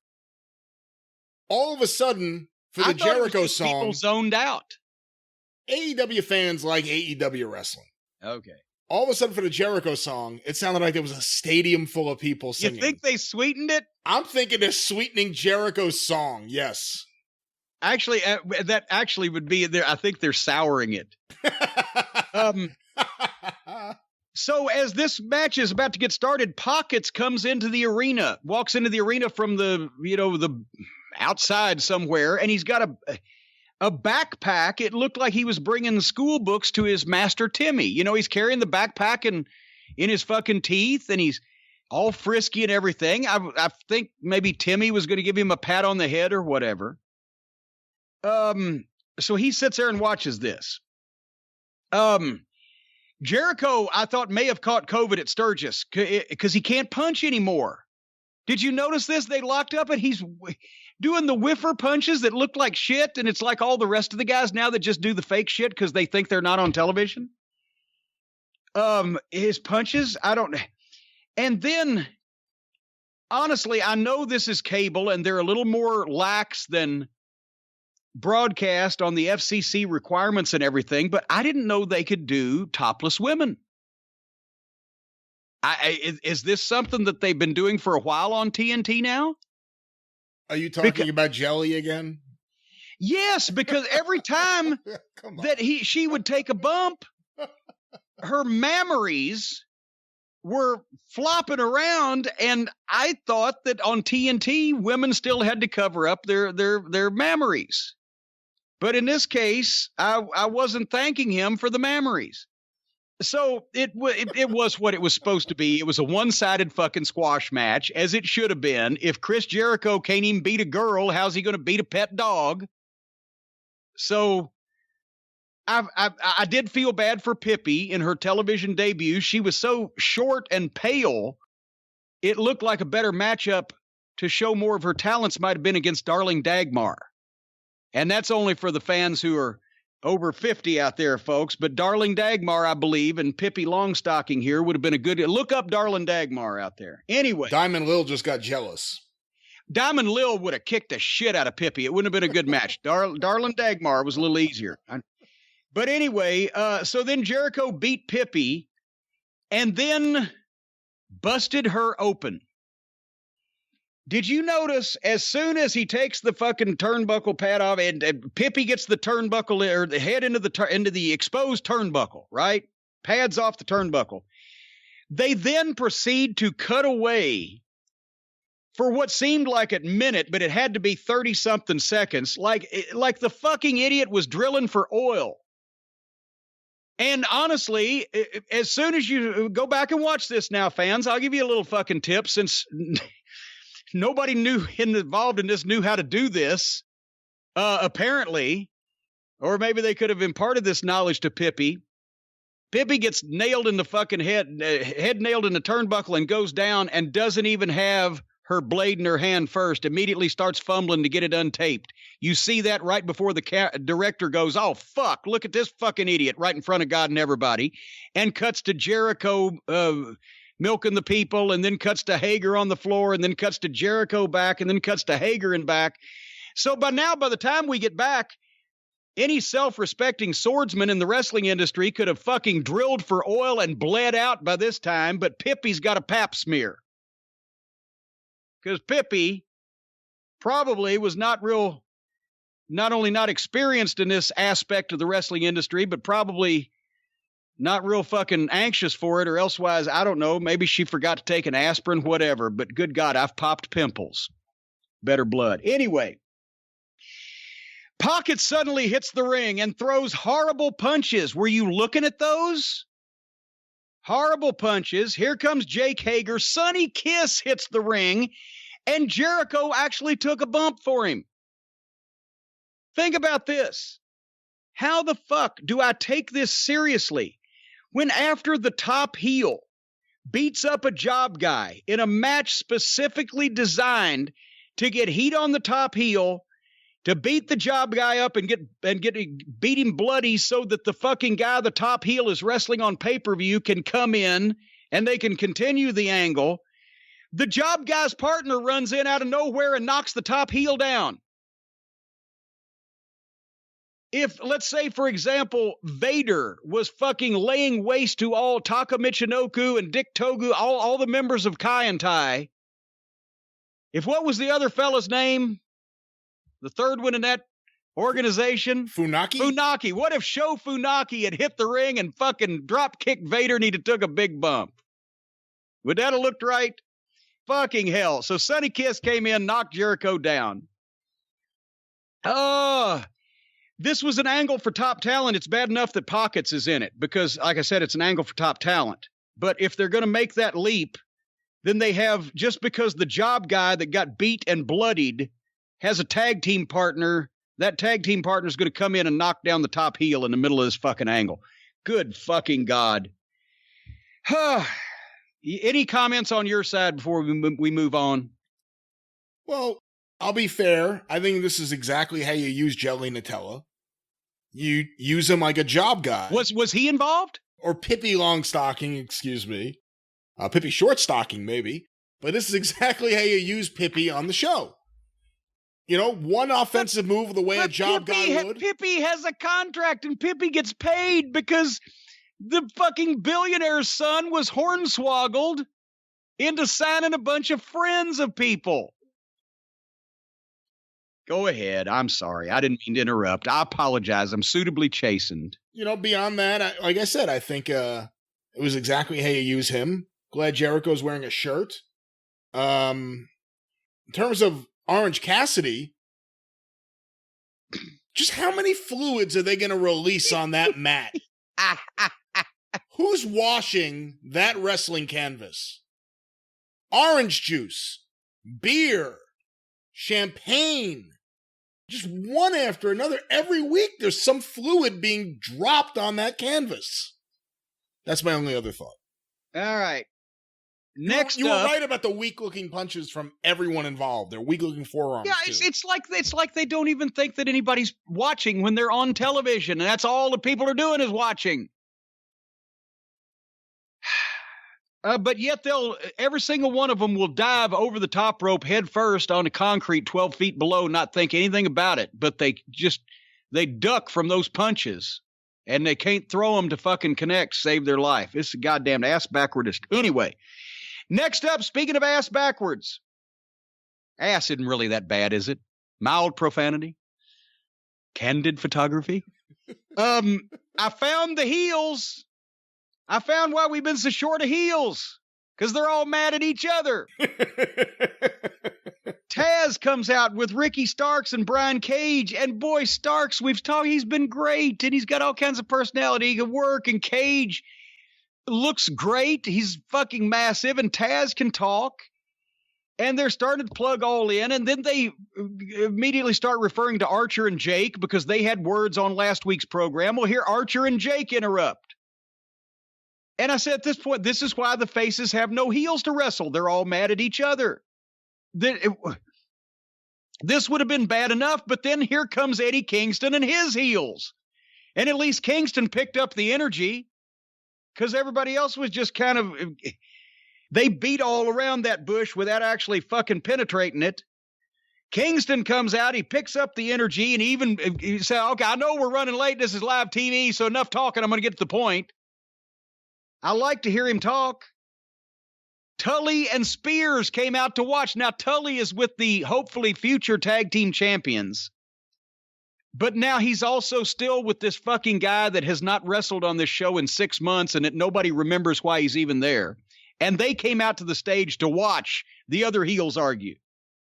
And then when all these 1, 2, 3, 4, 5, 6, 7, 8, when the 9 heels start fighting each other, here comes Darby Allin and he jumps Ricky Starks because they're mad at each other. And then all the fucking fake fans in the crowd that are really the boys started hitting too. And my fucking God. At that point, because this continued and went on, and every wrestler they had, and some with masks, you don't know who they were. It continued to go on and fought, and then they went to the break and had it in picture, and it was still going on the other side of the break with nobody ringing the bell, nobody leaving, nobody tried, just people just wandering around fighting with each other. And then with 20 people still fighting with each other, it was so exciting. The announcers pitched to a Dork Order video. With 20 guys in the arena still fighting. And, well, now here's this word from the Dork Order. I guess we can't grieve forever. We must move on. What the fuck? This show looks like it. I've said this one other time in my life. When I went back to try to help OVW briefly in, what was it, 2000, goddamn it, 16-ish, whatever, for like 3 weeks. I said, this show looks like it was written by people who have not only never seen wrestling, but never seen television. What the fuck? Not only was this a mess and way too long and you couldn't even tell who half the people were, but it was all to promote a battle royal that nobody gives a shit about anyway. Nobody has given a shit about the Battle Royal since they all prostituted them, and the last time that anybody did, it was the goddamn San Francisco Cow Palace Battle Royal 40 years ago. An asterisk for the Royal Rumble, because it's not really a Battle Royal. But this is worse than anything that Shitstain would come up with, and it wouldn't end. So basically, you just had a shitty 20-man fight for minutes and minutes and minutes to promote people spending money on a 20-man fight with the same 20 guys on a theory that it's going to be pretty much the same kind of shit as you just saw forever. Your thoughts? Well, I'll start with some positives. I could listen to Taz and Eddie Kingston do promos all day. I wish we had. And Ricky Starks, we don't get to see him wrestle that often, but he exudes more heel charisma than almost anyone there. He's just one of those guys you look at, you're like, I want to punch him. I want to slap him. He's really good. I want to see more of him. Someone told me he was a babyface in the NWA. I didn't watch. So I'm not familiar with him until he showed up in AEW. It was one of those. He was a baby face. I don't know. I think Liver Lip Lagana was sniffing glue that week or whatever. But he's kind of the stroke daddy, the sexy male dancing type of baby face. But he's a heel. He's a heel. He's a great heel. Yeah, and I want to see him against Darby. I really do. Beyond that, at one point during this, I just started laughing. Because I was like, it's getting so ridiculous. This is public access wrestling. Someone hit the ring. I don't even know who they were, but someone hit the ring and they like ripped off this shirt and then they got thrown out. They never said who half of these people were. Like some of the guys there, you knew who they were. They were just random people hitting the ring. I had no idea who they were. I watched this show every week to review it here on The Experience. And then the picture was like, I can't believe they're going to keep this going. But then when they went to the fucking promo package, in the middle, they just like, all right, we're done with this. We'll let this sort itself out. 4 minutes of break. They fight lamely and weakly through the whole break. They're still fighting when they come back so that they can pitch from the 20-man fight. And then they come back minutes later, everybody's gone.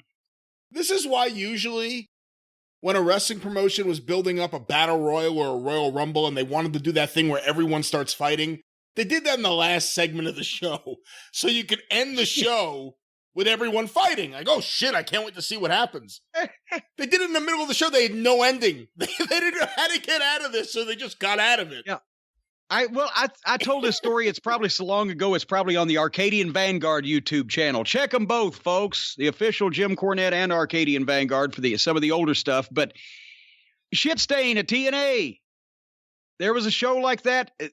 Honest to God, it was a fight all over the Impact Zone in either 3 or 4 different locations, like in the ring, at catering, out in the parking lot, whatever, involving, I counted, at greatest point, 32 different individuals, and that was the top of the second hour.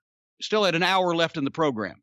That was what was written in the format, and they made me produce it because Keith Mitchell, the producer, and I think Sahadi may have been directing then, or it may have been Timmy Walbert, whatever, but they looked at it and they heard it run over in the production media and say, how the fuck are we going to shoot this? How are we possibly going to impart this in the manner it's written to the people at home? And then they turned and looked at me. I said, all right, motherfuckers, I'll take this as a challenge, as I usually do, to figure out some way to make Shit Stain's shit work. And we went, and it took about 3.5 hours, but I went to every location, put everything where it needed to be, told the participants what they could pick up and break and what they couldn't, walked the floor camera folks through it, walked the director through it, and we shot it, and off it came. And you know what it looked like in the end? It looked like 30-something people fighting in the Impact Zone in the middle of the show with another hour of programming left. Jesus Christ. Anyway, but you know what was next, don't you? Thunder Rosa, the NWA World Women's Champion, versus Serena Deeb. And can you guess, Brian Last, what I did? No, not with this one. You watched this one. You had to. I sat down and I watched every single second of this because it was 2 athletes involved in a contest. Thunder Rosa, we've said we wish that she wasn't now the 5th person in this company to paint half of her face. But I saw her in the NWA. She's not the biggest dog in the yard, but she's serious. Her shit looks good. She's well-spoken. She got a different looking gimmick, except for half the face being painted with everybody else in this company. Serena, veteran. She trained here in OVW. One of Rip Rogers' favorite students. She was most recently a trainer at the WWE Performance Center. Incredible basics, great shape, plenty of experience. It's imagine. It's, let me try that again. It's something I just can't imagine why all these people who used to train at OVW go on to become trainers in other places, including at the Performance Center. I don't know what connection there would be, but anyway, I watched this as a match and actually enjoyed it because they were serious. It was a contest. Both these girls are good workers. Jim Ross said one of the most fundamentally sound matches in a long time that we've seen. And then had to backpedal and say, well, we've seen a lot of them. That's because this was actually good. It wasn't Barbie dolls or gymnasts or cheerleaders. It was two girls that are better than anybody else on the AEW women's roster and anybody else that any other woman they've exposed to us on their television thus far. And it's a shame that Thunder Rosa is a champion of another organization, and this was Serena Deeb's first appearance. And they have spent money on the rest of this fucking motley crew of women that have been out there dropping each other literally on their fucking heads and hurting each other since the whole goddamn thing started. This was, they worked their asses off. Thunder Rosa got a win with her finish 1-2-3, which she should because she's defending the title against their champion upcoming. And this was the best thing on the fucking program by far. What'd you think? I thought this is the best women's match in AEW history. I thought it was a breath of fresh air. The only criticism I have, and it's not about the actual match. I can't criticize the match. The match was great. But booking-wise, Thunder Rosa has never wrestled in AEW before. We've only seen her in promo packages. She's about to go against their heavyweight champion Saturday on pay-per-view. Right. I wouldn't have put her in such a competitive match leading into that. I would have had her. Okay, I thought you were going in a different direction, but okay, I see that. I thought you were going in the direction of I would have had her beat somebody we're familiar with. I would have either done that, someone on their roster, or that end, have it end in a couple of minutes. And again, I like the match. I'm not criticizing anything about the match. I thought Serena Deeb was great. But I think just in terms of building up a title match, it's not title versus title, but NWA Women's Champion versus AEW's Hikaru Shida, who's been established in AEW for a while, I would have had Thunder Rosa come in and dominate someone leading into that match. Yeah, but I can see that, and I always usually say that. But at this point also, for Thunder Rosa to totally dominate somebody, she's so small, I don't think that's her style. How small is she? I'm not terribly familiar with her. She's not real big. How small is she? I mean, is she 5'2"? Well, I mean, she's not 5'4"? like Riho. But, oh, God, yes, she's over 5'2" or 5'3" or whatever. But I know I'm saying she's not like Riho, but, I would have had her have a fairly competitive, if they could find another girl on the roster that has actually already been on television and been exposed, I would have booked Thunder Rosa with that girl and had her go 6, 7, 8 minutes or whatever, but beat the girl convincingly if it was a perfect world, because that would mean more going into a title match. But then you have to consider that every other girl on the roster is a drizzling shits practically. So who would that be? I think it was better in this instance for Thunder Rosa to have a competitive match against a girl that's a really good worker, so Thunder Rosa is going to look a lot better, than to have a more dominant showing against one of the fucking regular girls they got that all suck. Having said that, on the other side, I wish they hadn't beat Serena Deeb in her first appearance, because she could come in and immediately dominate the fucking women's division. But they probably don't have any money left over because they've signed up Big Swole, Penelope Ford, and fucking Putz McGee's sister Sally. But this is a trend, and I know you're not going to be surprised by this, but every time they bring in an outsider for an initial appearance, well, with the exception of Warhorse, but Ricky Starks, Thunder Rosa, Serena Deeb, Jeff Cobb, they're always impressive. And more they're always better than the talent they started with. They're always better than the talent they started with. So, I mean, you kind of wish they would trim some of the fat and bring in some of these really talented people. And they have with Ricky Starks. We'll see what happens with Thunder Rosa. The NWA is on life support right now. But, okay, and it's the point I'm making, or a point I've been making, and I'm going to make it again, and we'll move on. The problem at the beginning was all these people were available. Certainly most of them, if not every single one, but they chose instead to be bamboozled by these fucking goof executive vice presidents that he fucking was conned into actually making legitimate executive vice presidents. He's overpaid them. I heard what these guys were being paid by some of the scuttlebutt in the locker room in MLW. And it's fucking ludicrous. It's 5 times as much money as any of these people have ever made in their lives because they've never drawn any.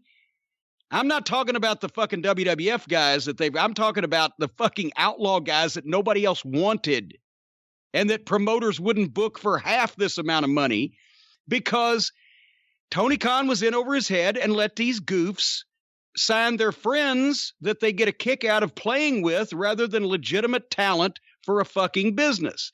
And now they are still not a year into this thing and they're paying these people. And they've got to get something out of them, so they're putting substandard talent on their television still after almost a year, instead of having bit the bullet and said, okay, we got schnookered. There's better talent available to us. We need to... You don't get a second chance to make a first impression. They've spent a year bringing your local fucking rec center and all 75 fans that would go to see these fucking goofs to national television, and that's why they have yet to grow their audience. It's the same ones that started out because they're the ones that knew they were around to begin with. And I can think of no further illustration to better show you this than the next segment was Tony Schiavone at ringside with Big Swole, who talks just a tiny bit better than she wrestles. And suddenly the masked Reba of impersonating a pizza delivery person brought Tony a pizza. Big Swole ain't going to buy it. Britt Baker hits her behind with a crutch, and they get heat by rubbing Big Swole's face in the pizza while Jim Ross says, holy pepperoni! Oh, and I forgot to mention that Big Swole said next week they're going to have a tooth and nail match. So I have apparently... did you hear rules for that? Because I skip a lot of the fucking extrapolation in between, so I don't have to listen to the fucking excrement. What are the rules of the tooth and nail match? I didn't hear the rules of the tooth and nail match, but I think is it that because Britt Baker's a dentist and Big Swole is a nail technician, Big Swole is either going to pull one of Britt Baker's fingernails out or Britt Baker is going to pull one of her teeth out? I'm not exactly sure of the rules, but I think you're wrong about when it's taking place.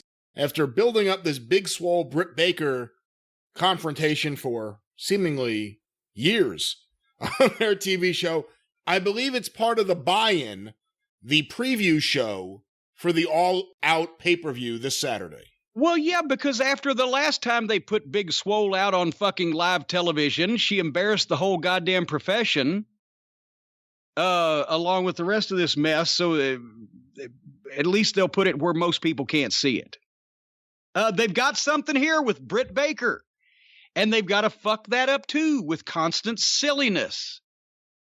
This would have been okay. Well, this would have been okay with the pizza and everything, but Britt Baker is fucking funny, and the girls can be funny because it's not the main event world championship match with the fucking guys. You can get some humor out of the fucking women.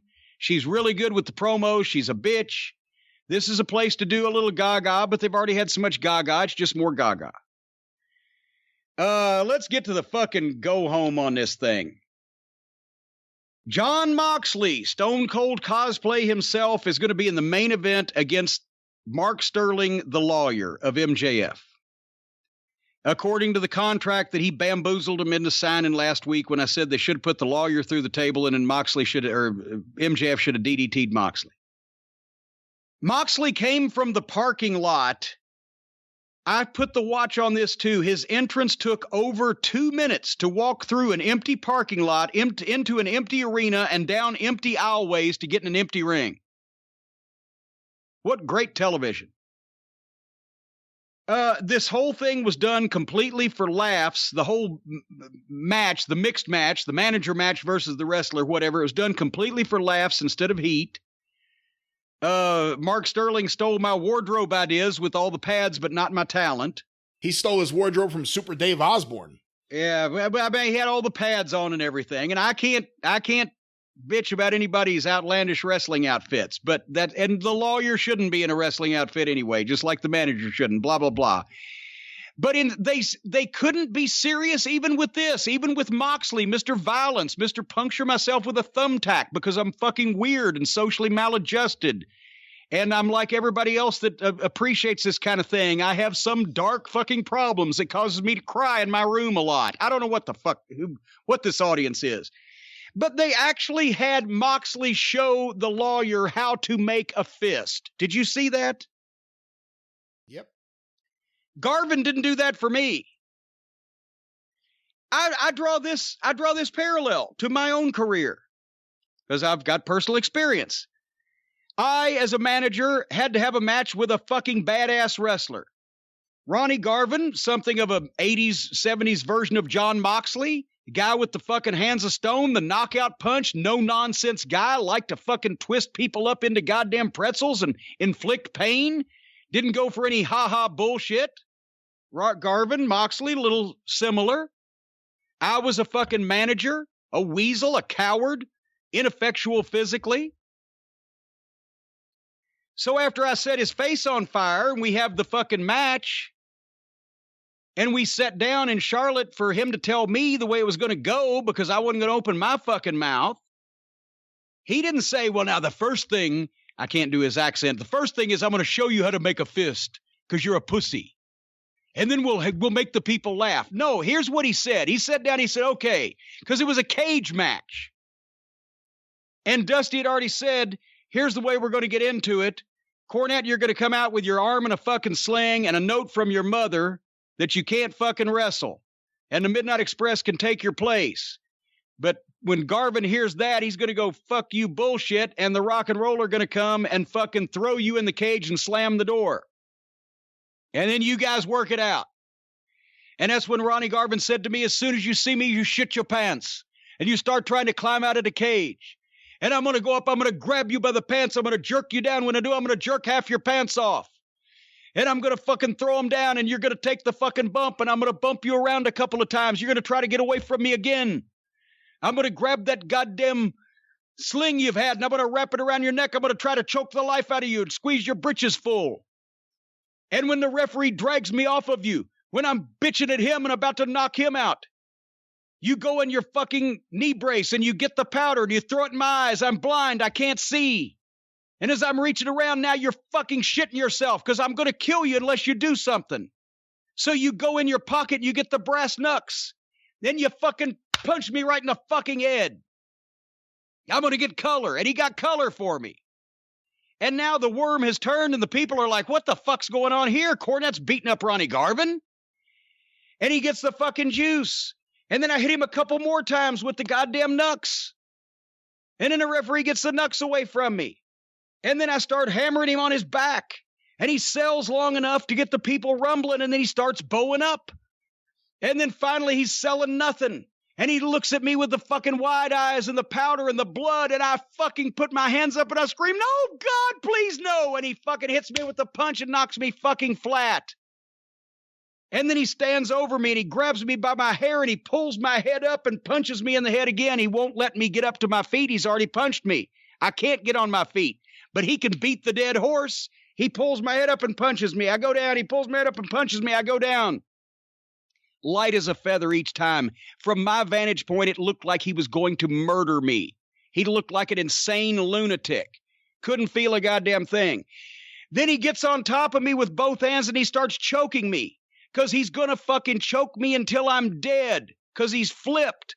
But the goddamn thing is, the referee sees my shoulders are down. He's choking me. Garvin, he doesn't realize I'm covered. The referee counts to fucking 3. And Garvin didn't mean to beat me. He wanted to kill me. Now he's mad. He's chasing the referee because the referee has brought his fun to an end. And the door opens and the Midnight Express hits and there's a big schmoz with the babyfaces and they drag my carcass out of there. You don't show the fucking heel manager how to make a fist and then give him a free shot if he's been involved in fucking anything that made you in any way mad or hurt you. So Moxley showed that everybody involved in this was a fucking joke and not to be treated seriously. If I could bring up something, Jim, to use your prior example, by the time Jim Cornette got into the ring with Ronnie Garvin, those fans couldn't wait to see Jim Cornette get his ass kicked.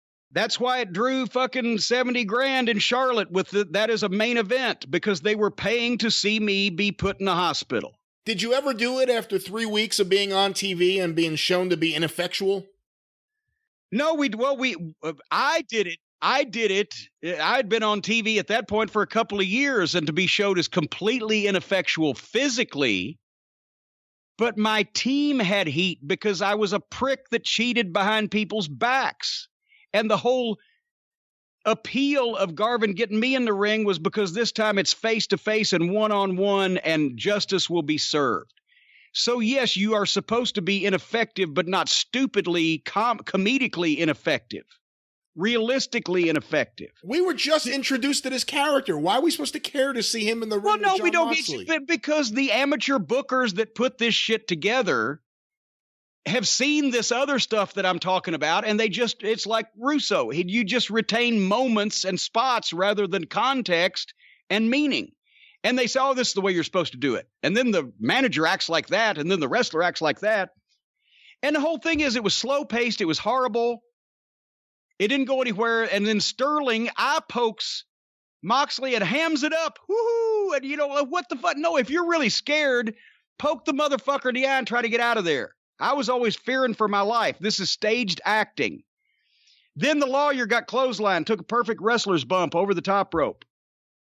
And Moxley, since he's a garbage wrestler at heart, couldn't even use the ring for the lawyer. He had to throw him out on the floor and cover him up with guardrails and hit him with a shoe and do all the fucking garbage indie wrestling stuff out on the floor and then throw him in the ring and DDT him. 1, 2, 3, the worst fucking wrestler versus manager match ever. And then they changed the tone. And I'll tell you why this was a wonderful piece of business in completely the wrong place. Wardlow comes in and kills Moxley. Boom. And then MJF comes out and tosses the walker aside, and he's fine, and he beats the shit out of Moxley. And he got serious, legitimate heat on Moxley like a real asshole would. And then a big punch with his ring, and Moxley got juice and good juice, which is another reason why Pippi Longstocking shouldn't have bled in fucking Jericho's remake of Spinal Tap earlier. Because that meant nothing. This is where you needed the fucking blood. They've already seen blood on the show. Blood from a fucking goof job guy. Not blood from a main event guy. You've diminished the impact of Moxley having his head busted wide open. And this guy's going to cut himself on fucking national television, and you've got some fucking amusement park reject earlier in the show bleeding first. What fucking amateurs. So anyway, this got serious. This should have had people trying to stop it. Should have been referees, agents, whatever. This is the place for something like that. But you got Wardlow to play King of the Hill and MJF on top of Moxley, and Moxley actually sold. So suddenly a heck of a wrestling angle broke out as soon as MJF appeared on the stage. However, I say this with all due respect for MJF's talents, not even he could save this, because what the fuck? You can't just flip a switch and decide that we're comedy 1 second, we're drama the next segment. This is all fake. Obviously, we're even winking on camera, but this part of the shit's serious or serial. If Mel Brooks and Harvey Korman did the most brilliant dramatic scene in the history of acting at the end of Blazing Saddles, would you still cry? That's a question for you, Brian Last. No, I would not. Exactly. So this psychopathic, schizophrenic, psychotic, amateur booking that's all over the page that nobody knows even how to fucking react to it, because half the shit's serious, half of it's not, half of it's goofy, talent's all over the page, there's no focus. Just remember that. If goddamn Harvey Korman and Mel Brooks did the most brilliant dramatic scene out of Shakespeare that has ever been acted at the close of Blazing Saddles, nobody's still gonna fucking cry. There is talent on this program, and there is shit talent on this program. There are good things that people do, and there's a lot of bad shit, but there's no focus, and there's no leadership, and there's no attempt to make any normal person a fan of this.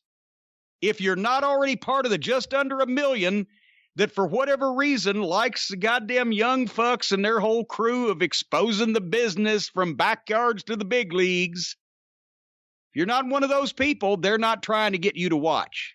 And believe me, you do not want to watch this program if you are not one of those people that somehow thinks that wrestling is what they started doing 5 years ago and not what has been done in the previous 120 before that.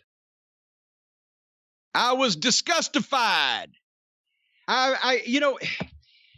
Here's another thing. MJF probably ain't going to win this belt. I bet you he's not. I'll bet it with my bookie, which is exactly why he should have looked like he was going to on every single television show. Don't wait till goddamn 5 days before and get the heat. Get the heat a month out. Give the babyface little teases of getting even and little fucking bones that you throw him, and then get some more heat right beforehand. When the babyface is an established star at a much higher exposure level and for a longer period of time than his heel challenger, you need to put that babyface in the Jeopardy position. You need to make it look like, for whatever reason from the start, that the babyface champion is in over his head. That's how you put credibility in the heel challenger. And then, because you ain't going to switch the belt when the fucking heel gets foiled in just the nick of time or just by the fucking cunt hair of a fucking second, babyface still goes over and lives to defend the title another day, and you've built a heel that looked like he was going to win the title and almost did. What they've done here is, for the past month, they have made MJF look like a fucking long shot at best to ever fucking beat Moxley under any circumstances, and they tried to give him a lawyer to fucking get an advantage contractually, and they had him doing the fucking... I'm sure he didn't want Moxley to just beat him up every week. That may have been the alternative, because that's all these people have in their minds, is just angle. So at least that way he got to cut a lot of promos with his campaign, but god damn it. Put some credibility in the fucking heel. Get him major heat at the start. Refresh it every week. Let your babyface have some hope spots and almost get it, but another strong fucking set of heat going into the match, and then put your babyface over in the end after a long one, and you've made a new heel, and you've still got a babyface champion. But this is too far over their fucking head. So I'm disgusted and I'm finished. There you go. Okay. That was AEW. The go-home show. And I love MJF. Hey, you know what? If they put the belt on him, I'll eat those notes. I'll save those notes. I won't tear them up, because if they put the belt on him, I'll eat the notes. Then they may have done something right. You're going to eat them? I'll eat them if they put the belt on MJF. I'll eat them right here on the air next week. On the air, you'll eat the notes? If they put the belt on MJF. But, I knew it was lost last week it's all being catered to the baby faces. Except for Jericho, of course. Jericho was known from widespread television and 20 years of an epic career. Moxley's been known under another name by a smaller audience, but whoever's been watching TV the last fucking 8 or 10 years knows, these guys are known outside that little small indie bubble. So anytime you bring guys into their orbit, you have to fucking bring those guys up to that level of mainstream stardom by making them look competitive. Of course, you have to pick the right talent. You can't make the fucking guy from the fucking Jiffy Lube in Easton that used to fucking wear pajamas and play lucha wrestler. You can't fucking put him against Chris Jericho no matter what you do. People are going to go, what the fuck? But if you've got a guy like MJF or some of these guys like Starks or Cage or whoever, the guys that can actually, Archer, after the way he got over last week, if they'd have done that first, you put them in against fucking mainstream stars, they have to be competitive, and the star has to look like the underdog. Even if they win in the end, they got to be portrayed as the underdog. The Johnny and the Devil fucking syndrome. I've said enough. If they ain't learned now, they ain't going to. I should charge for this. What do we have left? Anything? Are we doing anything? Are we closing this fucking program? What program is this? Are you the host? Am I the host? What's going on here? You are the host. This is, in fact, the Jim Cornette Experience. One last thing, because we've closed out most weeks lately with the ratings. It's a little different this week because NXT aired on Tuesday night, AEW on Wednesday night. Now, let me give you these ratings and then ask you a question. This week, NXT did 849,000 viewers on Tuesday, the 1st of September. AEW on Wednesday, the 2nd of September, did 928,000 viewers. My question for you is, based on the fact that based on the fact that NXT unopposed and for 2 weeks in a row on Tuesday night has done well over 800,000 viewers each week, do you think NXT would be better off being moved off Wednesdays directly against AEW and given their own night? Well, both shows would obviously be better off if they were moved to different nights, because we've talked about them, the 250,000 floaters that go back and forth, or our audience is mixed up in that, where they float around based on what they think we're going to talk about. When AEW went on Saturday night at 6:00 and was fucking unopposed, but it was Saturday night at 6:00 and they got 775,000. I said, okay, there is their core audience. They'll follow them Saturday night at 6:00. They'll follow them Tuesday morning at 4 a.m., whatever, because they are more, the AEW fans are more fixated, more hardcore. When I talked about years ago when they would move local TV times, it would hurt the promotion because the fans wouldn't know how to see the show. These people chase it and follow it. And that's about how many there are, about 800,000. NXT has probably overall about 100 or 200,000 less so far, but they have held steady and gain when they're not opposed. So they would obviously do another 100 or 200,000 by themselves, just like AEW does another 100 or 200,000 by themselves. And I don't really see why anybody's surprised at this, because that's that's the level. That's the level they've reached. They've each got, 700,000 with a couple of 100,000. It could go either way.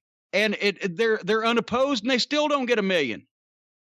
Maybe I think 1/4 hour of the the demo god here a couple weeks ago got 1 million, and he was crowing about that. But fuck, that may have been just some people just switching by.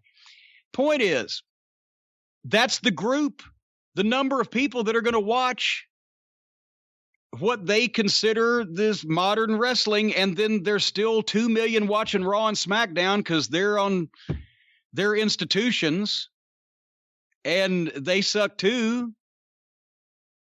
But they're not making any new fans because, as we mentioned out throughout this entire program, normal people don't think this shit makes any sense anymore. You could get 10 million people to watch wrestling 20 years ago because at least you knew what was going on and it kind of made sense until the latter stages of the Attitude Era and they all lost the plot.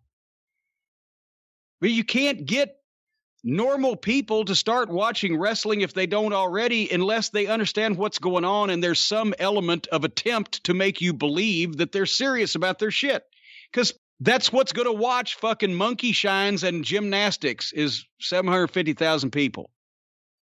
I'm not impressed. I'm sorry. That's 2.5 times what the number of people that used to watch Memphis TV on Channel 5 on Saturday morning. Just in Memphis. So I think it would benefit both programs, but it would benefit AEW more than NXT because NXT doesn't have to make a profit. NXT doesn't have to do anything otherwise than just take a couple of 100,000 people away from AEW. That's why it was put there. And to be perfectly honest, I think that the WWE is happy just to have it. Until if they started watching the AEW show from start to finish, they may be even less worried about it than they were at the start. But I think the worry has calmed down. And I think they're just going to leave their C show against the other guy's A show. And as long as they're competitive back and forth, it's a goddamn win either way. So their flagship program can't beat our developmental show. Oh, Okay. And or their flagship program did beat our developmental show. Oh, okay. What big deal is it? If it was Raw head to head with AEW, you'd see some people in the goddamn WWE shitting their pants. But does anybody out there honestly think with the product, I will say this and then we're going to go. Does anybody out there, can you honestly say to me, with the television program that they have aired over the previous 9 months or the one that they will air for the next 4 months of this year, whether they're opposed or not, does anybody legitimately think AEW is going to have another 400,000 or 500,000 people watching in the next 6 months? Or the next year? Or the next year? And Brian, would you go to my bookie and would you bet that with 2 more years of uninterrupted television time on TNT Network and being able to sign whoever the fuck it is they're able to sign in addition to who they've already got, do you think that AEW stands a snowball's chance in hell of having 1.5 million viewers this time next year instead of 750,000? Maybe if they change who my booker is. Well, no, no, just yes or no to that question. Ask me the question again. Do they have a chance of in a year from now having 1.5 million viewers instead of 750,000? I don't think so. But again, they were just under 1 million this week. But I don't think their audience for just their show is much higher. Of course, that could change. If all of a sudden they sign Brock Lesnar, then we're talking about a major acquisition that gets attention. But with this crew, but wait a minute. If along this line, like Ann Gunkel's promotion, where they don't add a lot of major marquee names and they're kind of just shoehorned into these are the guys they're going to get, I don't see exceptional growth in terms of the viewership. If they sign Brock Lesnar, 2 things will be true. Number 1, they will have spent more money than any wrestler has ever earned. And number 2, Vince McMahon will be not only dead, but buried or cremated. I guarantee you that Brock will probably want a huge contract from Vince not to go to AEW, and I guarantee you will never see Brock Lesnar show up on AEW.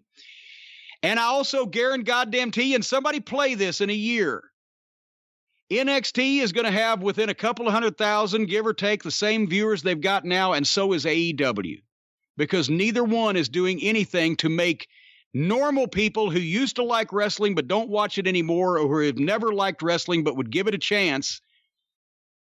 They're not doing anything for those people. They're just doing stuff for people that want to see the goddamn moves and the flips and the stunt show with an emphasis on athleticism and good-looking human beings in NXT, and an emphasis on friends and fucking effeminate men and goddamn people that the AEW fans think are inclusive and not threatening or harmful in any way. And that's the audiences. There you go. I guess before we wrap things up, we should just mention to everyone, if you want to hear Jim review All Out, it'll be on a very special episode of The Drive-Thru, which will be out Tuesday this coming week. That's right, because even though All Out is on Saturday night, we're not going to rush it. And it's going to be good weather here in Louisville this weekend, so I'm planning on getting outside and puttering in my yard on Sunday. But I'll watch this thing on Monday morning. We'll record on Monday afternoon. The show will be out on Tuesday, and you will find out who shows their ass at All Out. I guess that's the best way is there anything, I forgot what's even going to go on, but is there anything we can hope for? I'm looking forward to FTR versus Omega and Page. I'm looking forward to Shida versus Thunder Rosa. I think that could be good. MJF and Moxley, I'm intrigued by where they're going to go with that. It'll be interesting to see what that looks like, because if Moxley actually steps up and has a wrestling match because MJF is a great worker, it'll be, if Moxley tries to do the same garbage outside the ring, fight everywhere, thumbtacks, chair structures, whatever, then it's just a waste of a special talent like MJF to put him in the ring with this fucking guy.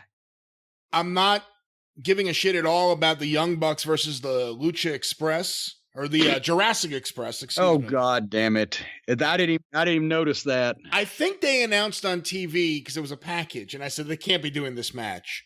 So if I'm wrong and they're not doing this match and it was just a package for other reasons, I apologize, but I believe one of the matches was 4 members of the Dark Order versus Dustin, QT, Scorpio Sky, and Matt Cardona, which is just a match I could not care any less about any match on that show than that one.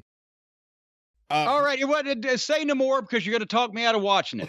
No, so that's what we're going to do. Please watch the pre-show too, because you got it. Whatever Britt and Big Swole will be, it has to be seen. I can't miss that. And I'm to whatever they show on pay-per-view, I'm recording it. So whatever they show is what I'm going to be watching.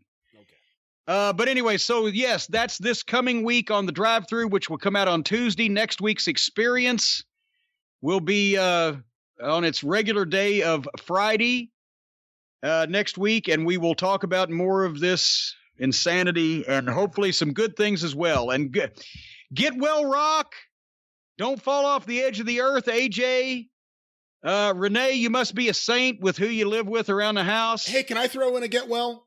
Throw in a get well. Get well, Jim Valley, one of the good guys, a good friend, and hope he gets well soon. Yeah, and Jeff Bowdren just got a real good doctor's report. That's right. So we want to say best wishes to him. And since we're doing the sick and shut-in list, Bobby Fulton. I love you, Bobby. Feel even better than you have. He's feeling a little better. He got his infection down. And before we do the farm and weather report, this is it for this fucking week's show and possibly for some time to come. I don't know if I can watch any more of this shit. Find out next week if I do or not. Thank you. Fuck you. And me and Brian say bye-bye, everybody.